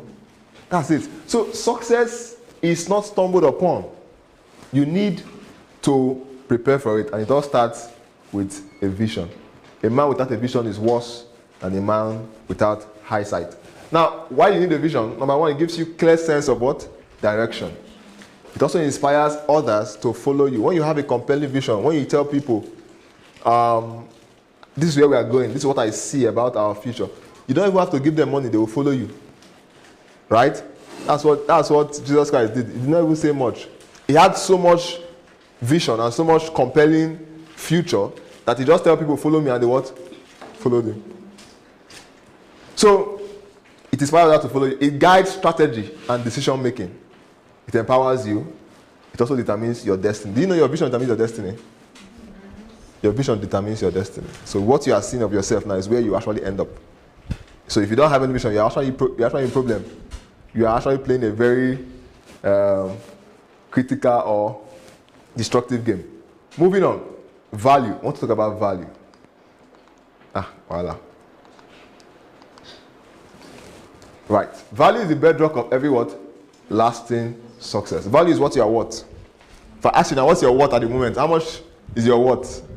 How many of you guys worth up to 10 million naira, please? More than rupees. Wait now, I'm asking now. How many of you is worth up to 10 million naira here? Like you know you are worth up to 10 million naira. Raise up your hand. I'm very intentional. Raise up your hand. I want to see. See you. People don't. 10 million naira. I'm worth more than. Okay, I said you are worth up to. You are worth more than. More than. Okay. You are worth less than that, okay? So what makes you feel like you are worth more than 10 million naira? Please help us. Me? I'm worth more than rupees now. Okay, I want more than rupees. All right. So now. Yes, tell us. Okay, because my mind has ideas that It's worth more than that. implement them. If you implement, or when you implement. How do you? So I'm answering. But when you implement it, so that when you say if, it means you are putting it conditionally. When you say when, it means you are planning towards it, right? So everybody is actually worth more than that. You know why? Your organs alone is worth more than 10 million naira. Your organs alone. So when they ask you, what's your worth? You can start from saying 200 billion or something. Let them know that you are serious. Are you with me? Then your ideas alone. So your worth is not what people tell you you are, or what your bank statement is saying. It's what you actually see and perceive of yourself. And that will affect whether you have imposter syndrome or not. When she was speaking, I was just... Because if you know that this is your worth, why should somebody tell you that I cannot give you a job make you feel bad? You mean that you just say thank you so much, there's a bigger company that's waiting for me somewhere. Simple as that. But people who have that syndrome and that problem, they go back and they start crying, whining about that problem, whereas it could be a blessing for a bigger future. So what's your worth? Start seeing yourself differently from today. Carry yourself, when you go to bid for a job or look for a sponsor or a partner, don't carry yourself as though you're going to beg them. You're not begging anybody. Carry yourself as you are what? Because people can perceive your confidence, they can perceive your what? When they see you and then you're already crying before you even start talking, you're shaking. Ha! Problem. That's why you need to learn leadership, learn public speaking. So when you stand before a board, you're not afraid. Okay? As I mean, carry me before anybody, I will be laughing and talking to you. I will not even care. Like, that's me. I cannot be shaking. What am I shaking for? I don't want to pay my bills. No. So don't be scared. Now, moving on. Look at this. There's a picture on my slide, which I want to show. Probably the only picture here. The value for the naira. This is how much? This is how much? This is how much? Is this worth more than this? Yes. It's worth more than this? Is this worth more than this? Yes. But this is squeezed and tattered and looking. So why is it worth more than this? Why is it not this worth more than this? The value. So because you're in Nigeria does not mean you are not worth. Do you get what I'm saying? Do you get what I'm saying? When you get the gist, you understand. Because you're in Nigeria, Nigeria looks like a problematic country where there's no, I did not say much, but does not affect your value as a person. So even though you are here now and you don't even seem to have a good clothes to wear, does not affect your value. If you see yourself in that way. Every great man you see today, or majority of them, in short, I saw a review online, a documentary. I think about 60% of the world's millionaires are all self-made millionaires. What do I mean by that? They did not inherit wealth from their father or their mother. They built it from scratch. So if they can build, and they are more than the people who inherited, it means that you can also build from where you are now and become that level. Not just even money, in terms of whatever you want in life. Are we together? So, I'm already told time is up, so let's see how we move on to the last section. Virtue. What is virtue? Living by what? High standard of morality. High standard. It's your beauty. It's what makes you stand out. You know why? The world is filled with people who are seeking self-achievement. They are seeking just for themselves. They are pursuing everything they can just for themselves. They are selfish. And they can do anything, ruin anybody just to make money. I was speaking with someone and he was telling me about a friend, a senior friend who was trying to bid for a contract and found out that contract, he would get the contract, the money would come, but they don't want him to deliver the contract. They want to just share the money. And he had to tell them, my company's name is where? At stake. Because when it happens tomorrow and they want to, review that project and see how far it was done, they will go and find the company that did it and they will query them. They can even sue them. But the person wanted, and he said no. The Bible said a good name is worth more than what? So that name alone is where your virtue comes in. So are you willing to compromise your standards just to get a job or just to get a deal? Maybe they say they're telling you they will give you a job, but you have to sleep with the... Will you do that? No. If you have virtue, you will not. You know that this is not what I bargained for. This is not what I planned for. This is not what I negotiated for. So you must be willing to stand on what is true, no matter what is at stake. Are we together? And this is what shows you. This is what makes you what? Stand out. So everybody is doing this in the world, but you are shining what? Your light. Are we together? So will you shine your light? Are you sure you will? So this is characteristic of a virtuous leader. You must be very truthful. Very truthful. At all times, very truthful. You must have integrity, humility. Very key, humility. Empathy. Right? What is empathy? You are thinking of someone's condition, even without the person asking, right? You are empathetic, not sympathetic. They are two different things. You take the initiative to care. That's empathy. Sympathy is you are responsive. Are we together? So you must have empathy. Then self-discipline, very key. Self-discipline. Then love. In fact, love is very key when it comes to leadership. You cannot lead without love. Very key. You can never live without love. Then service and what? Selflessness. So, while everyone in the world is going one way, choose to what? Be different. And you what? Stand out. Let's read the last together. One to go. Choose leadership and the sky will be your starting point. Thank you so much. So let's celebrate ourselves for this session.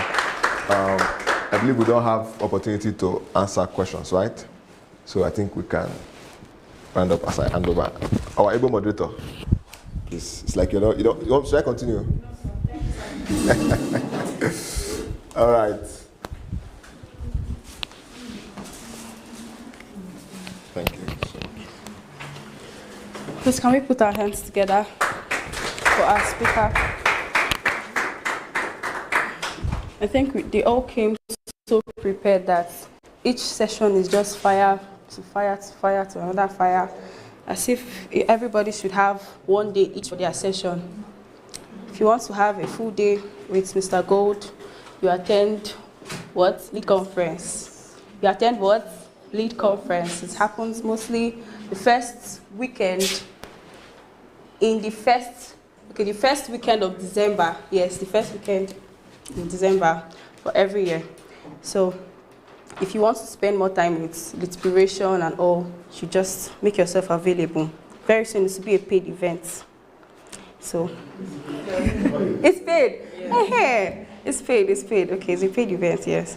Okay, so we are done with everything, speaking and having sessions where you have to be talked to. I believe that we've had something that we are going to kickstart from here, right?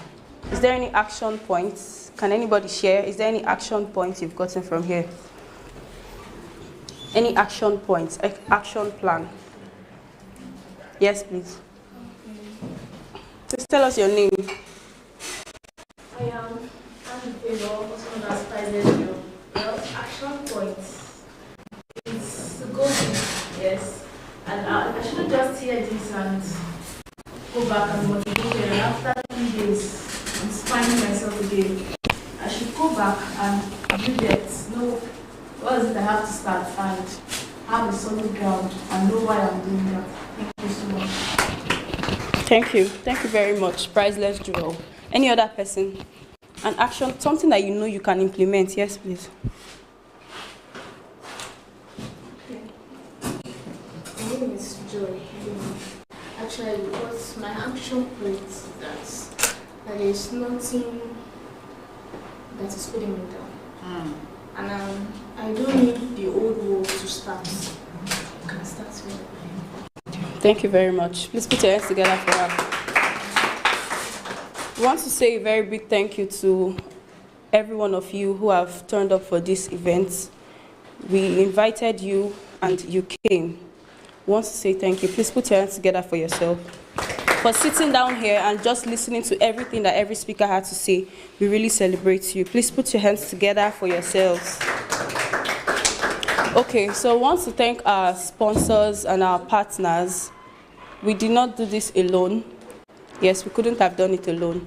Frest Tech Foundation partnered with some organizations such as Litspiration, Women Tech Makers, as well as Speedlink Hi-Tech Solutions, which we have seen outside as Speedlink Innovation Center.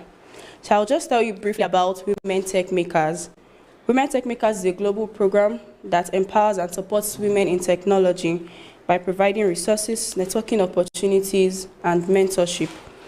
The program aims to increase the visibility and participation of women in tech and to create a community that fosters growth, innovation, and leadership. Through events, scholarships, and online platforms, Women Tech Makers help women build careers and make a meaningful impact in the tech industry. So Women Tech Makers, they are really out for women. They are part of the people trying to create female inclusion in the tech space. Can you put your hands together for Women Tech Makers? Okay, now I'll be calling on Mr. Caleb to tell us in just very few minutes about Litspiration. Please very fast. Thank you. Please put your hands together for him. All right, thank you very much. Good afternoon, everybody. Can you give yourself a round of applause for being here? It's not easy at all.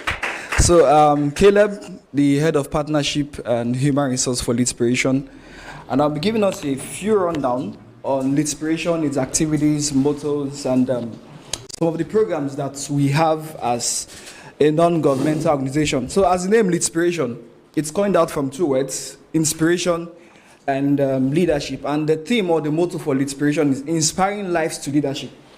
And the best leadership pattern that we have adopted as an organization is that Jesus himself preached, which is servant leadership with a blend of transformational leadership.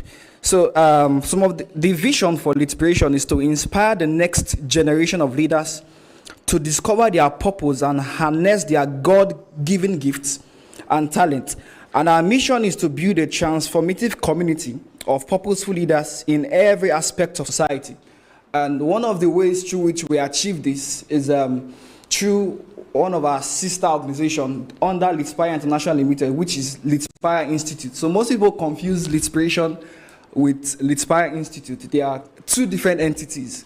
So Leadspiration is the NGO part of the company, while Leadspire Institute is the leadership training part. So I believe a few persons here might have gone through the bootcamp. So that's where we take our time to truly impact these virtues and the experiences that you need to be a 21st century leader that will make wave in their particular niche or the niche you've been called into. So that's for the mission. Our values: impact, innovation, truth, teamwork, faith, etc. So some of the programs that we have, as mentioned earlier, the first one is Lead Conference. Lead Conference is an annual leadership conference. We've had participants collecting from various countries of the world. So it's not just localized within Nigeria. We have virtual participants as well. So we usually hold it on the first Saturday in December. We've started this conference. I think this year should be the fourth or the fifth edition to be more specific, the fifth edition. And it has been amazing. And we'll be glad to have you join us in this year's edition of Lead Conference. Another program we have, Young Leaders Forum, where we have outreaches in schools to impact this younger generation. Most people believe leadership is not their thing. So we are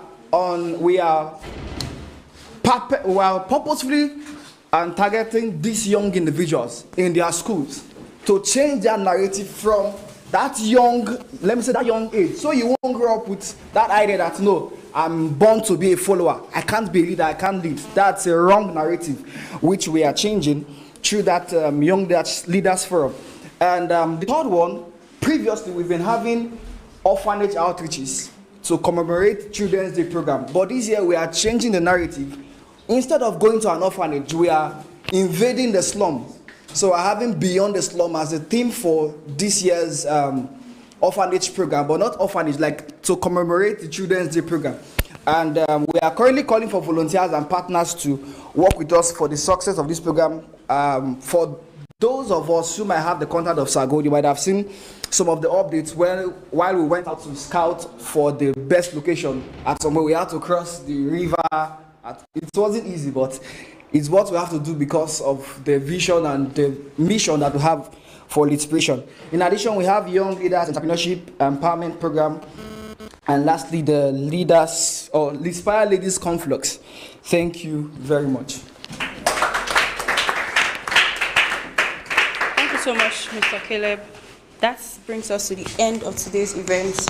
I want to give this vote of thanks on behalf of Frest Tech Foundation. Thank you so much for coming out, making out time, sparing your weekend instead of resting like we've been advised to. You came here to, though there's AC now, you're still relaxing, isn't it? Thank you so much for leaving the comfort of your homes. Thank you for leaving all that you had to do to come here. We really, really appreciate you. We are grateful. Thank you so much.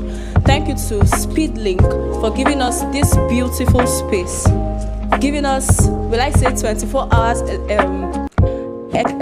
fully air-conditioned conference room for this event. I don't know how we would have coped if this place was so hot. Some of us might have gone home before now, but the place is so conducive, so good to use. Thank you so much, Speedlink Innovation Center. Thank you so much, Women Tech Makers. Thank you, Leadspiration. To all our partners and sponsors, we hope to do this with you again. Have a nice day. Audience, to everyone who has come here, I want to tell you that we've come to a close and we are so happy to see you. We hope to see you in our next event, God willing.